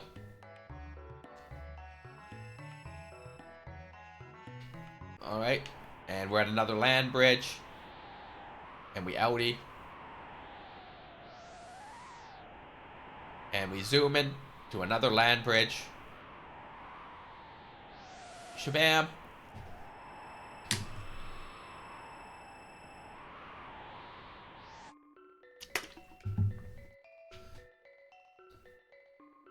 Alright, and this way. That's the Blackbird. This is Kajar, the city that they told me I should go to. This is the Magic City of Kajar. We perform research in the magical arts to help further Her Majesty's plans to deliver a kingdom to even greater glory. Your power differs from ours. It's difficult to describe, but I sense a strange kindness. Okay, so wind. Sir? In ancient times, people crafted wondrous weapons and armor by combining shards of a rainbow-colored shell with Sunstone's power. But now, only the Guru of Life knows the art of crafting such things, and if even as others did, the Queen has ordered us to abandon the use of the sun's power. Such beauteous content there is in a newly blossomed bud. Would that could be a flower. Wand of recovery, thanks. That's the Sun Temple, which you see on the southern sky isle. The Sunstone, once our primary source of power, was enshrined there. However, the temple was sealed up long ago, along with the northern shrine, which once we turned on a new energy source. The Queen claimed we'd no need for the energy of the tired old sun. Okay, so we got a Sun Temple over here, and that other pyramid thing locked away. Okay, so just items. I have platinum armor too, but I need Her Majesty's permission to sell it. Okay. So fire, wind was down there. So this is water. Water. It was water, fire, wind. Fire. Unless it's a different order here. I don't know. It's probably that bookshelf right there. What tempest must rage in your Lord Janus's head? His only friend, other than his sister, is that cat that follows him about. Okay, so the kid that we saw with purple hair that said the dark wind blows is Janus. We've been seeing a great deal of young Lord Janus lately. Before, he scarcely showed his face, but now he paces around quite often, always looking upset. Her Majesty Queen Zeal has two children, Lady Scala and young Lord Janus. Lady Scala is an incredible child with extraordinary magic powers. With such a gift, her life must be all ease and luxury. How is it that we came to have the powers we do? Why do some possess the gift while others lack it? That it is a conundrum. My, you have an unusual aura. You must possess the gift too. Yours seems very primitive compared to ours, though, you poor thing. Look? No? Close. Those lack magic are known as the Earthbound ones. They have always lived beneath the clouds. It's only fitting after all, they lack our talents. Snob.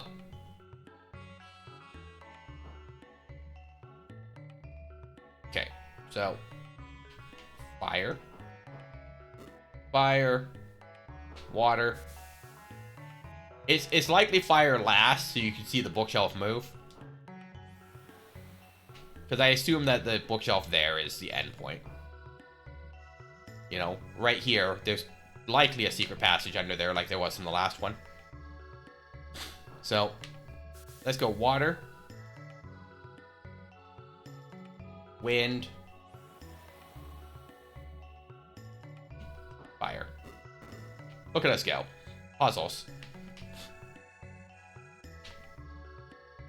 It all began aeons ago, when man's ancestors stumbled across a shard of a strange red rock. Its power was beyond human comprehension. It cultivated dreams and gave birth to love and hate. Only time will tell how it ends. That would be the Dreamstone that we got in the last world. Obtained an unidentifiable object. But inside is a black gemstone. Okay. So is the black gem just a key item?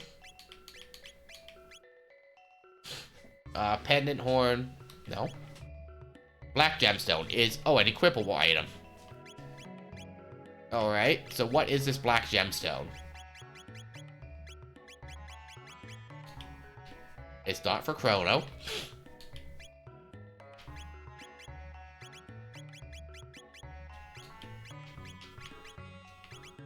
Alright, it's not for anyone. Inventory.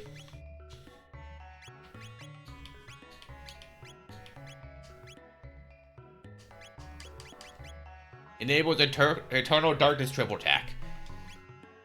Oh, Maro or Luca. Okay, so equipment. Maro, I got a job for you. I don't know if Eternal Darkness is good, but we have it. Okay. Outies. Save. Hey, Hal. How you doing today? I hope you're well, friend. We came for that way. Uppies. Fish. Fish.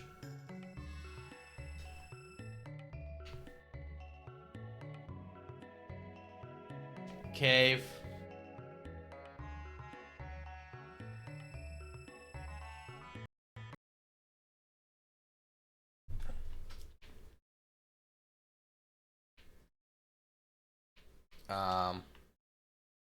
Game crashed. Well, Hal, your fishing crashed Chrono Trigger. How does that make you feel?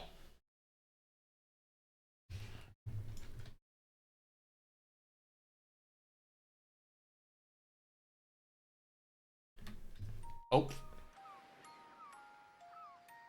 My bad. Yeah, exactly. But how you being, Hal? I feel like we haven't talked in a hot second. I'll fish again. I'll never fish again. I feel like fishing is the only reason you guys come to this channel at this point. It's fine. Chrono Trigger has been super buggy. As in, like, we can never capture the video or anything properly. That being said, are we capturing video right now? Yes. Okay, cool.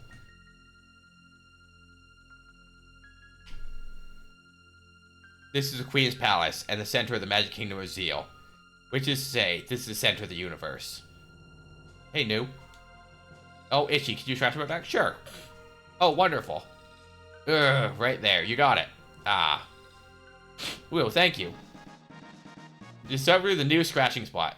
Okay. Is that helpful information?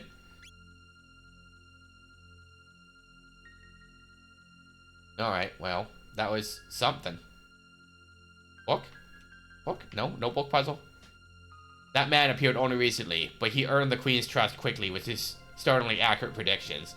His origins are a mystery. He's not one of us enlightened ones, nor is he an earthbound one. From where could such a man have come? I don't know what to say, so I used fish to alert my presence. I mean, that's fair. Were you aware that Balthazar, the Guru of Reis, had made his secret chambers in Hassa and Kajar? Oh, are those the secret rooms that we opened? Am I upside down, or is the game upside down? Is the game upside down? Yeah, like I said, Chrono Trigger does weird things. And no one knows why.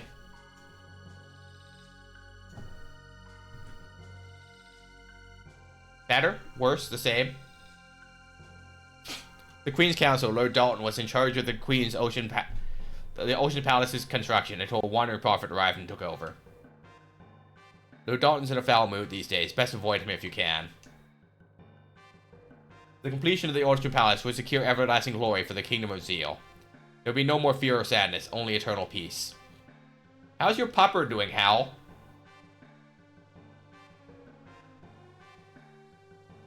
This way will take you to the bedchambers. The Queen must have borne a great deal of pain and sorrow and silence.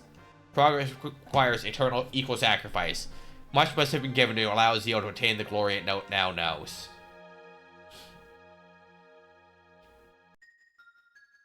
Shala. Oh, Janice, you've returned. Is something wrong? The Black wins. You feel the foreboding too? Don't worry, it will be alright. Here, keep this close.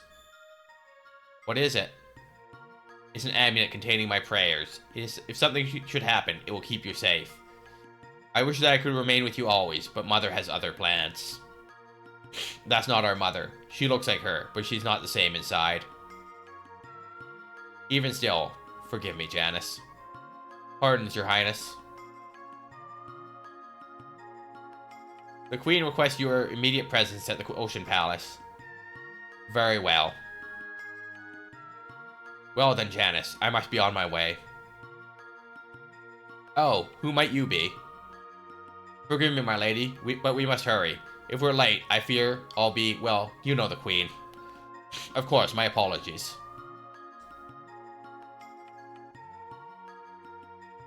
Go away. No talk with cat. I mean, if that's how you want to announce your presence, that's fine, you know. You do you, right? Lady Charlotte's pendant was made from the same redstone as the Mammon machine.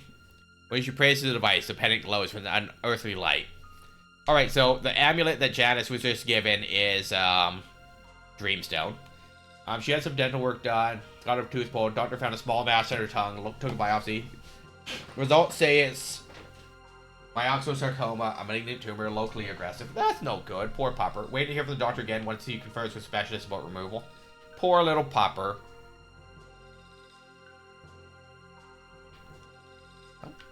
I wonder how the Guru of Life is doing. What are we supposed to do without him? Humans, I'll tell ya. I want to be the win, Mazza. Oh, you will someday if you try hard enough. Our big sister Doreen went to Ensha in Hausa again.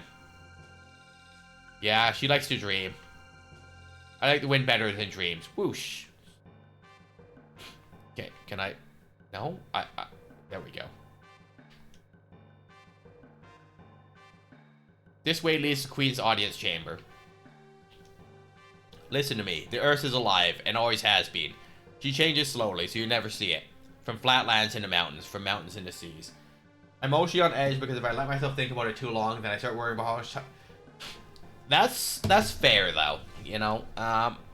A way may someday open even to the Forbidden Shrine in the north, or to the Sun Temple, but it'll take untold years. But, like, you know, you just gotta enjoy what you have, you know, in the moment, I guess. Because in any situation, we never know how much time we have with someone, right? The flip side to think about is how expensive treatment is going to be. They say that Gaspar, the Guru of Time, continues to work on some deserted island. He tries to make a time egg or some such nonsense, but no one has seen him for years. Even Balthazar, who designed the Blackbird in the Ocean Palace, has vanished. How strange that the 3 gurus who guided Zeo to its present glory have disappeared at once. I mean, that's true, Hal. That wandering prophet is amazing. Every prophecy to escape his lips has come to pass. It's as though he already knows the events to come. Unnerving, is it not? Heal. Healing font. What's this? You like plants, Traveler? Yes. Oh, I love them too. But the Queen ordered me to burn this tiny sapling I received from the Guru of Life. He said it was a special tree with powers to restore the earth. Oh, what should I do? Grow it in secret, ma'am. You're right. Queen's orders though they may be, it won't do to burn a gift from the Guru of Life. Very then, I'll care for it somewhere safe and secret. Someday it may help someone else who loves the earth and trees. If I'm reborn, I hope it would be in a land full of verdant forests. The Wandering Prophet. We already talked to you. The source of our energy rests deep below the sea. Once the exact location was determined, we began constructing the Ocean Palace there. Anyway, gonna lurk. Don't want to be a... That's fine, Hal. Hal, here's the thing. Anytime that you want to talk about something, even if it's, you know, kind of like this, you know, I want this to be a safe place for us to talk about what we're going through and how we feel. And, like, if you feel it's getting too deep or too emotional, we can always talk in DMs, right? Like, I want to be a supportive friend in everyone's life, right? Like, you know, we don't have to be too close. We don't have to be BFFs or anything. But I want to be a safe place where you can, you know, process your thoughts and stuff, right? So anytime that you just want to talk something through, we got lots of people in the community with dogs and stuff. You know, so like I'm sure I don't have any pets, Hal. So my thought process is like human loss and stuff. I lost my brother a couple years ago actually to an aneurysm. So it was something completely unpredictable and not knowable until it happened, right? So I have a lot of thoughts on spending time with your loved ones because you never know what's going to happen. But like other people in the community do have dogs. Ardent Dreamer has a dog. Levy has a dog. Fen is dog sitting a dog right now. So lots of people have pets and dogs. Orkchop has a dog and 2 cats. So lots of people have pets or children or whatever. And I'm sure everyone, for the most part, we have older people here. But we do have some kids in the community too. But for the most part, most of us experience lots of some variety. So I'm sure everyone has thoughts and can help you process whatever it is that you're feeling, right? So never be sorry or feel like you're being a downer, you know? Because if I feel it's getting too deep or whatever, I will say, like, let's take this to Discord or whatever, right? You know, that is the worst case, is I ask that we continue the discussion on Discord and not in the chat. Yeah, we lost my mom 7 years ago to cancer. I have had many thoughts about the contrast between sudden loss versus extended suffering. Yeah, exactly. And, like, I ran into someone that graduated high school with my brother the other day at work. And they asked for my thoughts on it. And, you know, my thoughts were, you know, I would rather an aneurysm, personally, than for him to have been sick in secret and not have told me, right?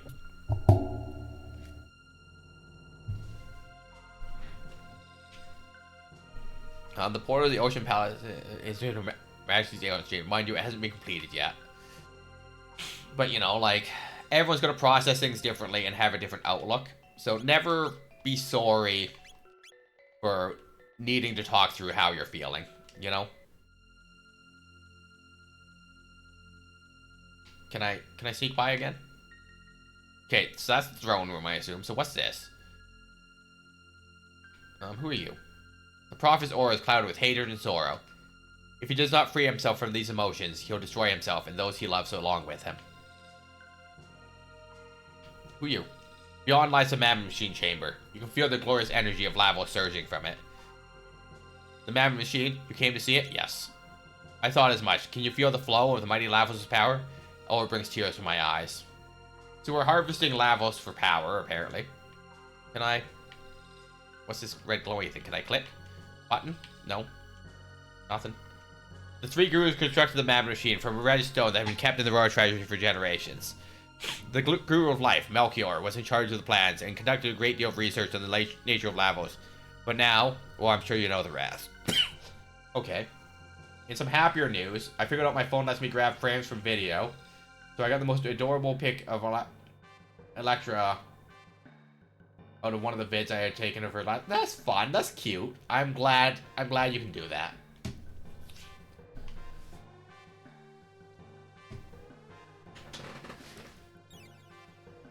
That's the same pendant that we have.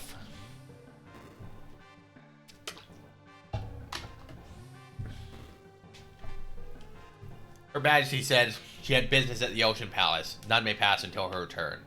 Your pendant, it looks identical to Lady Shala's. I heard that when Lady Shala communes with the Mammoth Machine, her pendant glows with a strange light. It'd be a shame if I went back to the Mammoth Machine. Move. Not that I can't just walk behind it, you know?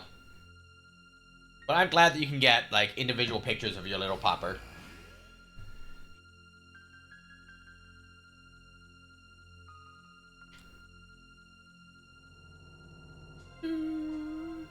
Ads in 2 minutes. Gross.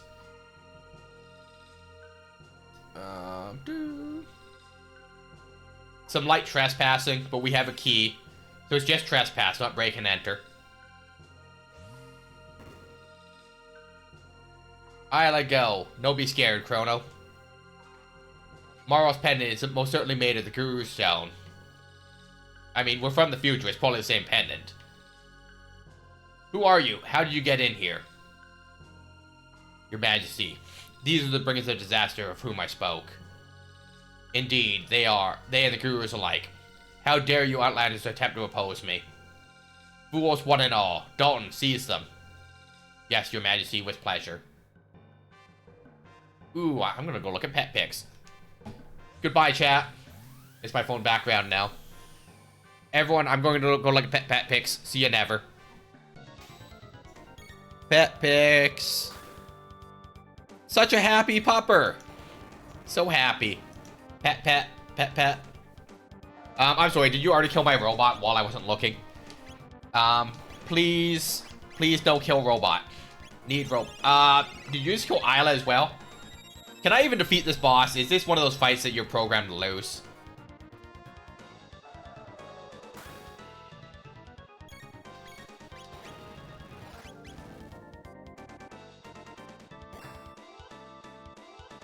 Copies physical attack. Okay. I feel like you're programmed to lose this. Yep, programmed to lose it. Not a game over screen. Wahaha, fear not. I won't kill you. Not immediately, that is. I'll allow you to sample every type of pain and fear imaginable first. By the time we're through, you'll be begging us to end your suffering. Ah, what a delicious diversion. Jail. Wait, am I stuck in the Mammon machine? Idiots. What will you do, Shala? Let us help them. I don't think it'll be of any use, and you'll be in trouble if you let them escape. Shala Zeal, stuck in stasis. I sure am. Welcome, Shala. I assume that you really like Chrono Trigger. Hal is going to lurkies. Have a good rest stream. Yeah, thanks, Hal. Thanks for checking in. If you need to chat later, I'm at work, but you can always DM me. Don't worry about me. I'll be fine. But welcome in, Shala. They might just be able to rescue Melchior. Afternoon. Not the first time I've been asked. I mean, it's a fairly right-on-the-button name, you know? I can only assume. Are you alright? Quickly, you must flee the palace. If you can, please, free the Guru of Life. You were sent to the Mountain of Woe for opposing my mother's plan. Please, you must help him. I'm afraid I cannot allow that. I have played this game before, on the Super Nintendo and the, DS or whatever, and on my phone. So, you know, not much of this is a mystery to me. I just don't remember individual portions of the story, you know? Your meddling tires me. It seems I'll need to put an end to your life. Welcome back from ad jail. No, you mustn't. Don't. Very well. I'll spare their lives. But in return, you will cooperate with me, Shala. Now, show me how it is you came here.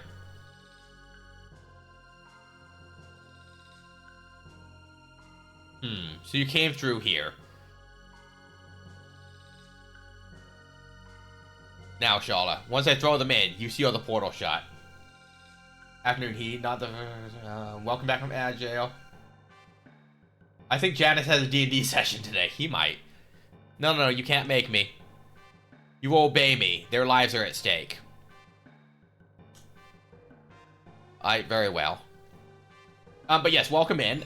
If you do enjoy the Chrono Trigger content, we play this every second Saturday morning from noon Eastern to 3 p.m. Eastern.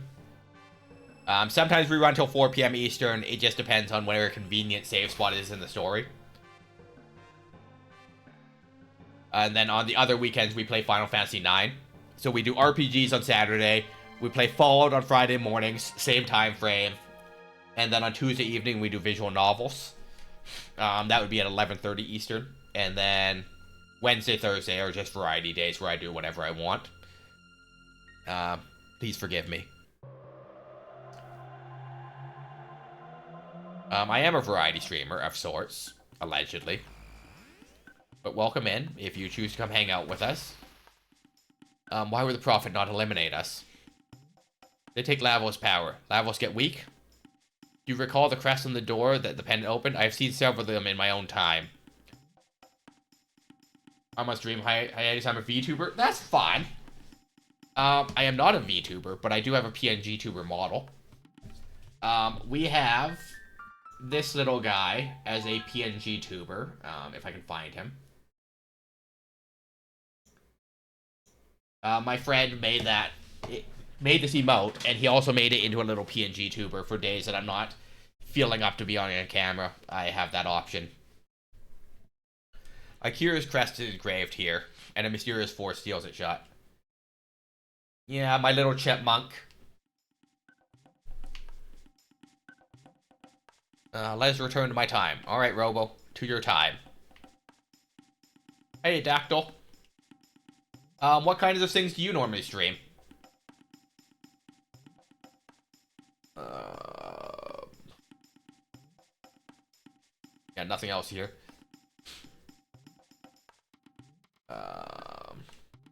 Nope, that's not where I'm going. I promise, I remember where I'm going, y'all. Missing Mountains. I'll be playing Paper Mario 1000-Year Door for the first time in a few weeks since my husband got his early...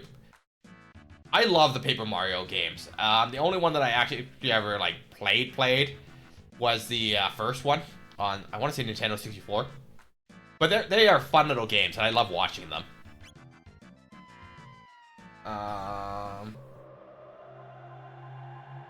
I turned 14,043 on the 20th.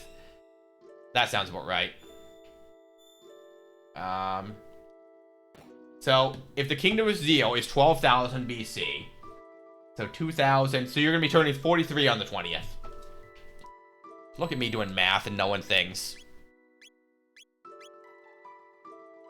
1219 BC should be right. Is it actually an exact year like that? I thought it was 12,000. 1209 BC Chrono. It might be a very specific year. Yes, 12019 BC Shala is born. 1210 BC Janus is born. So, Kingdom of Zeal, Chrono Trigger. Kingdom of Zeal, Antiquity, Rising, Destruction, and Legacy.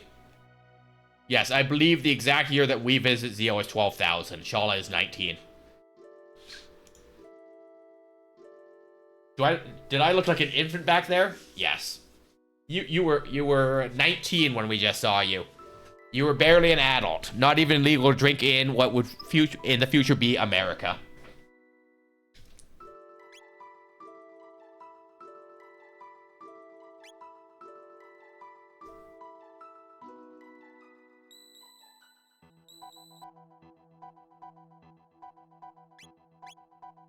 I mean, I might be math wrong on that. 19 is drinking age Canada at least, and I was born there. Well, me too. I am West Coast Canada.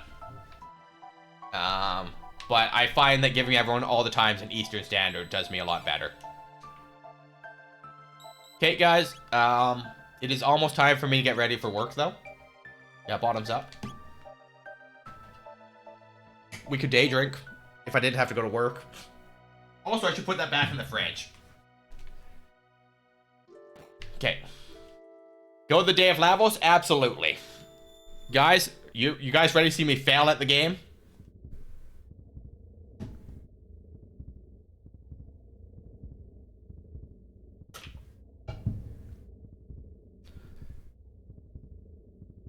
So 12,000 plus 24 plus 19. 1443. That is correct.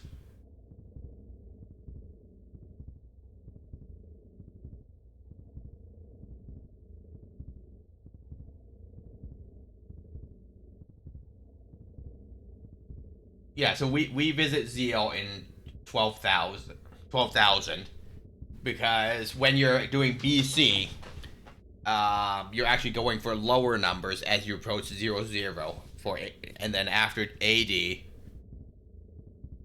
is positive numbers, right? My husband last year tried to put the Zeo sigil on a cake, but the icing would also exploded. That's fair. I would not be artistic enough for something like that. At best, I could draw one of these things.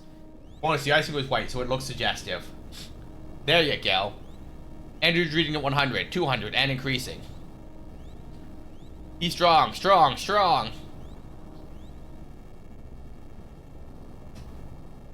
Alright, while you guys watch Lavos explode out of the ground, I gotta use the washroom.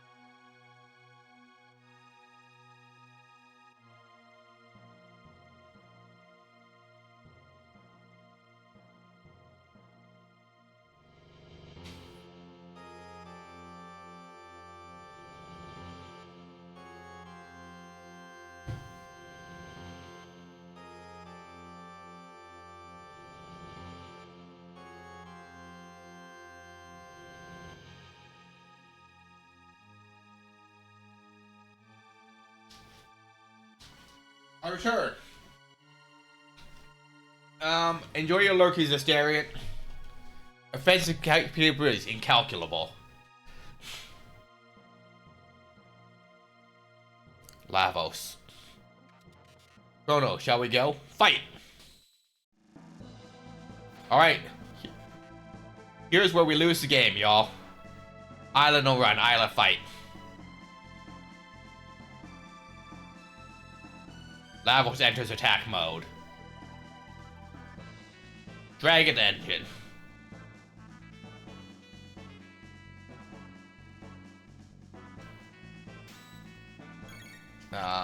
Lightning.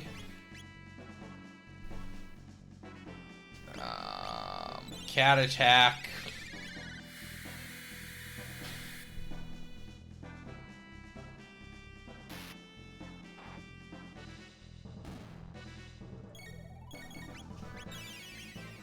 Left hand restores the body.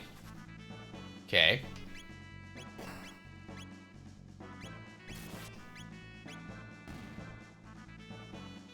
So, if I recall, in this version of the fight, Lavos will simulate the different bosses we fought through the game, but he'll be doing them with the hit points and stuff that those bosses actually have. So some of the earlier bosses are a lot easier. But, you know, it's kind of a boss rush gauntlet, you know? If I recall correctly. It's been a while since I did all this stuff. And if there is a desire, I will play through all 13 endings. I will just have to look up what to do for some of them. But I'm not opposed to doing it, if that's what you guys would like to see. You know, I really do like this game, and I'm glad to be able to play it for you guys.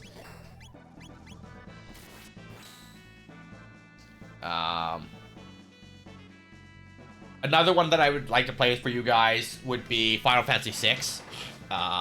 That's another really good one. That's a fairly long game, though. I could speedrun it. If I was to speedrun it, though, I would want to use an emulator, so I could have just running animations without having to equip sprint shoes, because it's kind of a wasted accessory slot. You know?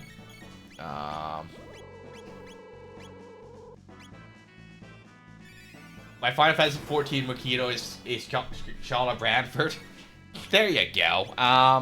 My Final Fantasy 14 character is some kind of elf, and I play a summoner. Though I really do want to level up some of the other classes, because Samurai looks fun and stuff, you know? I don't even know what boss we're simulating right now. I wasn't paying attention. Lightning.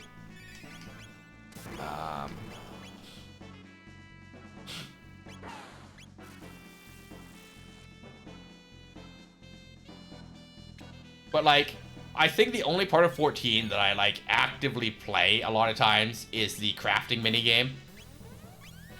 So, like, I got all classes saved for the Dawn Trail ones because I don't feel like playing right now. It's one of those games where, like, my friends are just kind of in and out of it. And then they're on different servers and stuff, so we can't even be in the same free company. So, like, I just feel very unmotivated a lot of the time.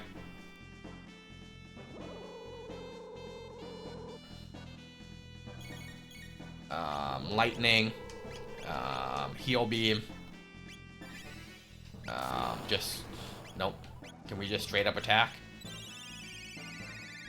But you've leveled all of the classes. That's dedication to that game. That being said, I think Palace of the Dead is not a bad place to level, someone told me. Try an attack, see what it gets you. Well, then I won't. Okay, I'll cast Lightning. Okay, Water. I'll level them, not entirely. Oh, I've unlocked, I would say, 2/3 of the classes. I haven't leveled them and played them to any extent, you know? Combo, heal. Counterattack stance, disengaged. Okay, cool.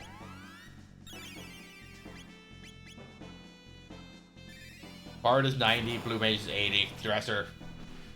Yeah, a lot of mine are like in that 10 to 20 range. Like, I just didn't play them at all.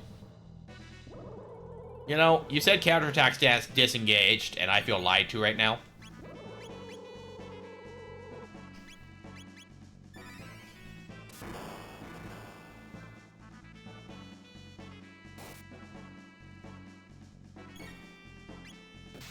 Alright, laser spin. Laser spin's gonna be elemental damage, maybe.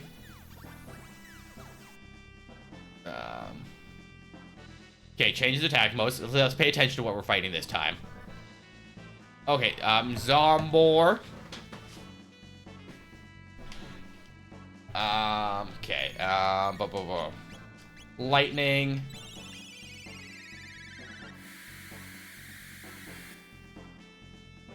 Okay.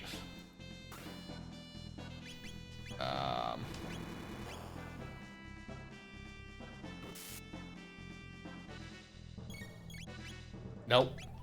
So lightning on that one. No, lightning on the bottom one. I screwed that up already. Good thing we're not even attacking the other one yet.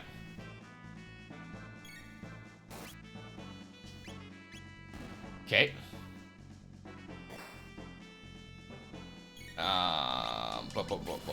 Drill kick. We'll heal beam on Robo this turn.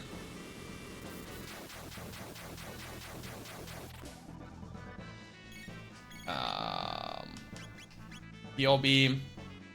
Drill kick. I'm sure there's bosses that I'm not going to remember the attack pattern for because we haven't even done them on this playthrough yet. So I'm sure that's going to be fun.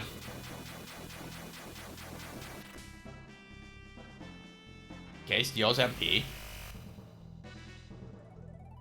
Okay, changes attack modes. Okay, Maz immune.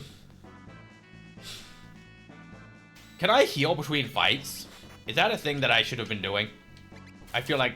Oh, wait, we turned on auto battle by accident.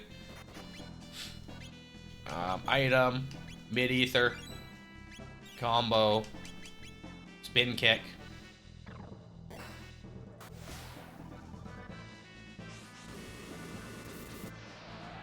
Okay. Yes, I can. Well, whoopsie. It's fine. It's fine. Nothing bad has happened yet.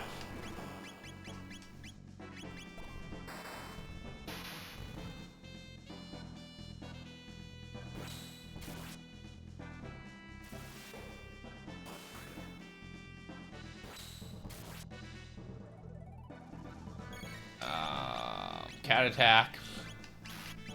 Cleave.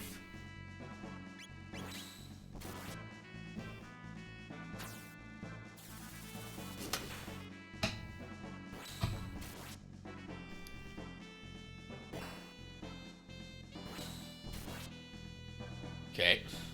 Vacuum wave. Cleave. Boulder toss. Nothing. Miss. Tracks. Heal beam.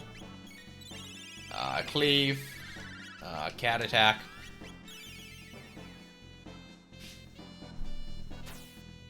So, aside from Shala, Like, which of the playable characters is your favorite character in Chrono Trigger?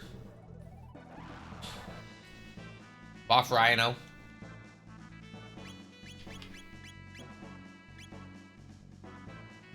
Use.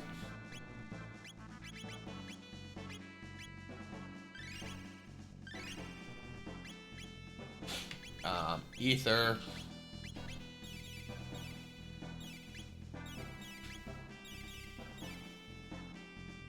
Oh, really? Did you just ask me that? Yes, other than Shala, who's your favorite playable character? I know a lot of people love Magus. And I won't deny them that. Because I love Magus.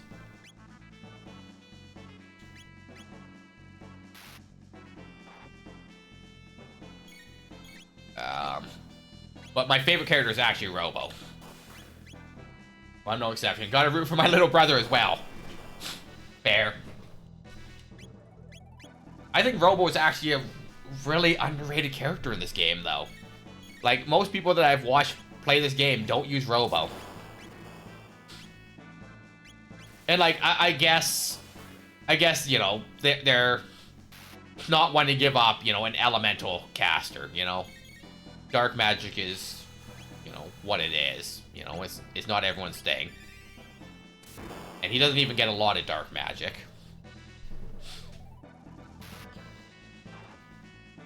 But, you know, it's unfortunate. I think Robo gets kind of a bad rap.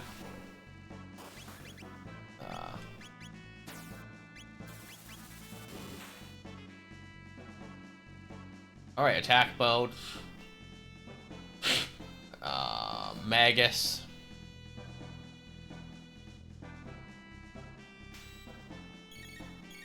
I have literally one element for this. This is gonna be bad, y'all. Because basically we're just gonna stand around and wait for him to pick lightning, because there's nothing else I can do about it. Barrier change. Okay, fire. So we just vibe.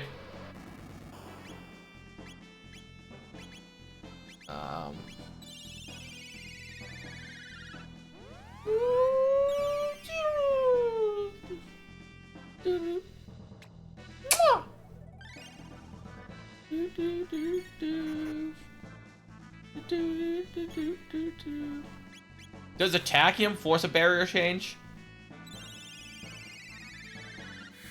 Okay, lightning. We'll heal that.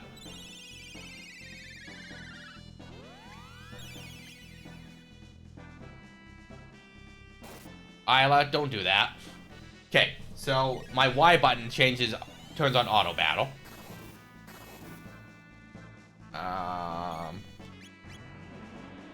All right, well, let's force out another lightning because I screwed that up. Fire. Okay, we don't have access to fire with this group. So if I remember the order of operations, if I'm ever doing this fight, once we get into Magus, I need to bring 3 different elements just to, you know, make this easier on myself. And even if I don't have Robo, Frog or Marl could heal. So, like, there's no reason not to switch it up.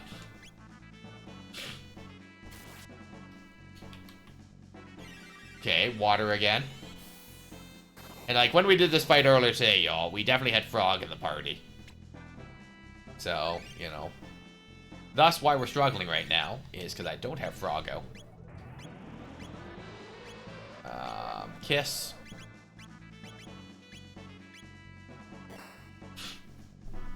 Okay, barrier change. Water. Still not something I can do something with.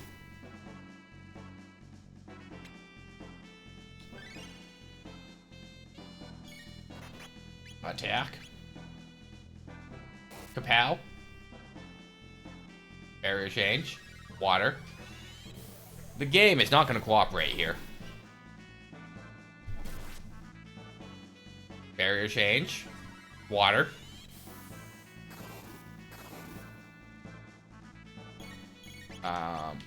Combo. Heal beam. Oops. Attack.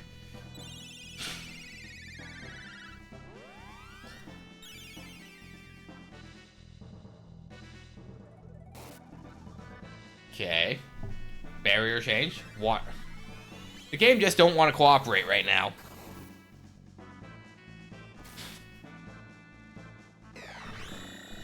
Barrier change. Okay, I believe that would be dark.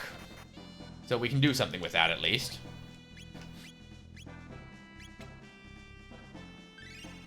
Okay. Combo. Laser spin is dark. Kiss. Okay, barrier change. Water again.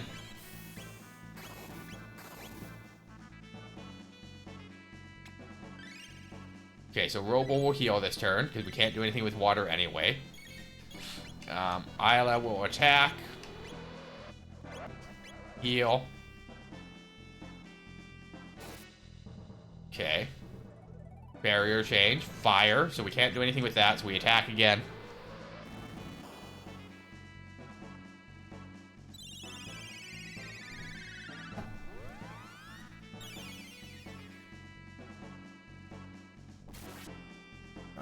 When do I need to leave? I gotta leave soon. Okay, I gotta leave in like 10 minutes. So yeah, we're not gonna... The boss rush ends here, y'all. Oh, dark, and then we're gonna cancel out of dark because I had Isla attack. You know what? I'm not opposed to continuing the boss run next time we stream, because Monday's gonna be the bonus stream. So we'll come in and we'll continue boss rush on Monday. Because even if we win this by any stretch of not happening, it won't affect our story run, because we can always save on a separate save file after, right? I mean, we don't have to save, right? But, you know, I can't imagine we get much further than we already are in the story anyways. I think the boss rush is for a New Game Plus, because you have all the gear and everything. But also, if we're doing boss rush, I'm probably going to cheat and have the boss order up on the other monitor instead of me having to remember. Because then, for this fight, I will bring, you know, Luca and I'll bring Frog, right? Oh no! Game over. Everything's horrible. Yeah, thanks for coming in, Shala. It's always nice to meet new people that enjoy the games we're playing, right? Because even if I can't remember something story-wise, you know, you might be able to share with the community an actual explanation based on what my recollection is, right? Truce. Direct impact on truce. Calm yourself. Give me a full status update.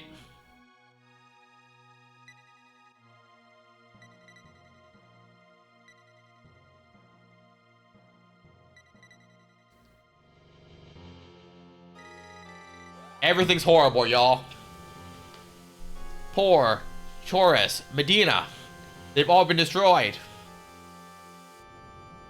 Director, we've got incoming. Evacuate to the shelter dome.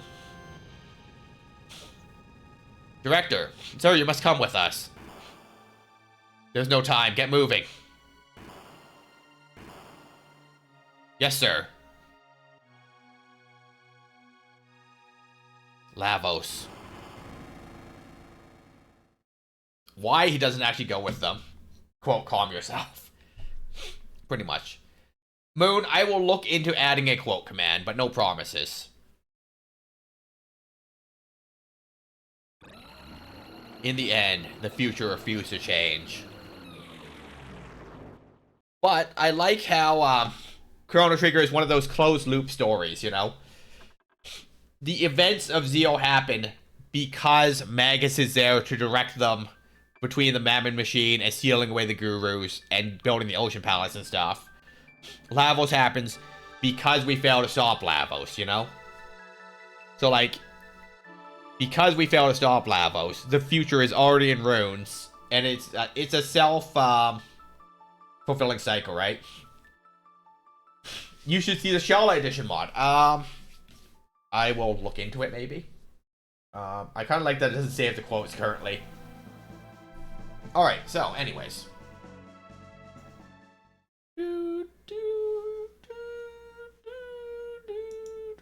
All right, so June's drunk stream was last night, so that event is past. So no events in the community coming up, y'all. I have not updated this currently. So let me do that for y'all real quick, just so y'all know. I will not be here on Tuesday, Wednesday, or Thursday next week. We will do a bonus stream on the Monday to make up the difference. Monday, August 05 at, let's do the regular 0900 to who knows when. Variety day. Save. I will be out of town for a few days next week, so I gotta cancel some streams.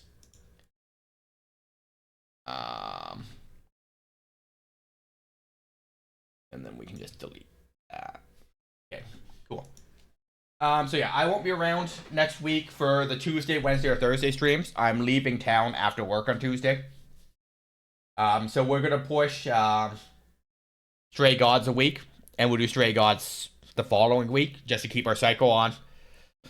I will do a Thursday evening stream when I get home, probably, but I'll probably get home, eat dinner, and then I'll stream. So no promises on time or length on Thursday. So on a Monday and Thursday, we won't do story time. We'll skip those as well for those days. I will read you your chapter of the book on Friday and Saturday as normal. We're in ad jail, but that's fine. That being said, stick around for your bonus acorns, and we will raid out. Thank you for everyone for coming. Thanks for being here, Shala. It's nice to have new friends in the community. And who is on today? It is Momo's streamiversary. Lana is doing a charity stream. Val is playing Helldivers. Dan is playing Hearthstone. Asterion is playing Mario 64. There's a lot of friends on right now. Let's raid. We've raided Momo recently. Let's raid Dan. Dan's playing some Hearthstone. Yeah, it's nice to make new friends. We're happy to have you, Shala. So everyone, as always, make sure you eat, drink, hydrate, take care of your pets. You know, do your self-care, read, decompress. Because you can't take care of everyone else if you're not taking care of yourself, and you can't pour if your cup is always empty. We're going to raid Dan. Dan is a good friend and the husband of one of our mods in the community here. And as always, first set of commands is if you are sub. Second set is if you're just following. And I will see you guys over there.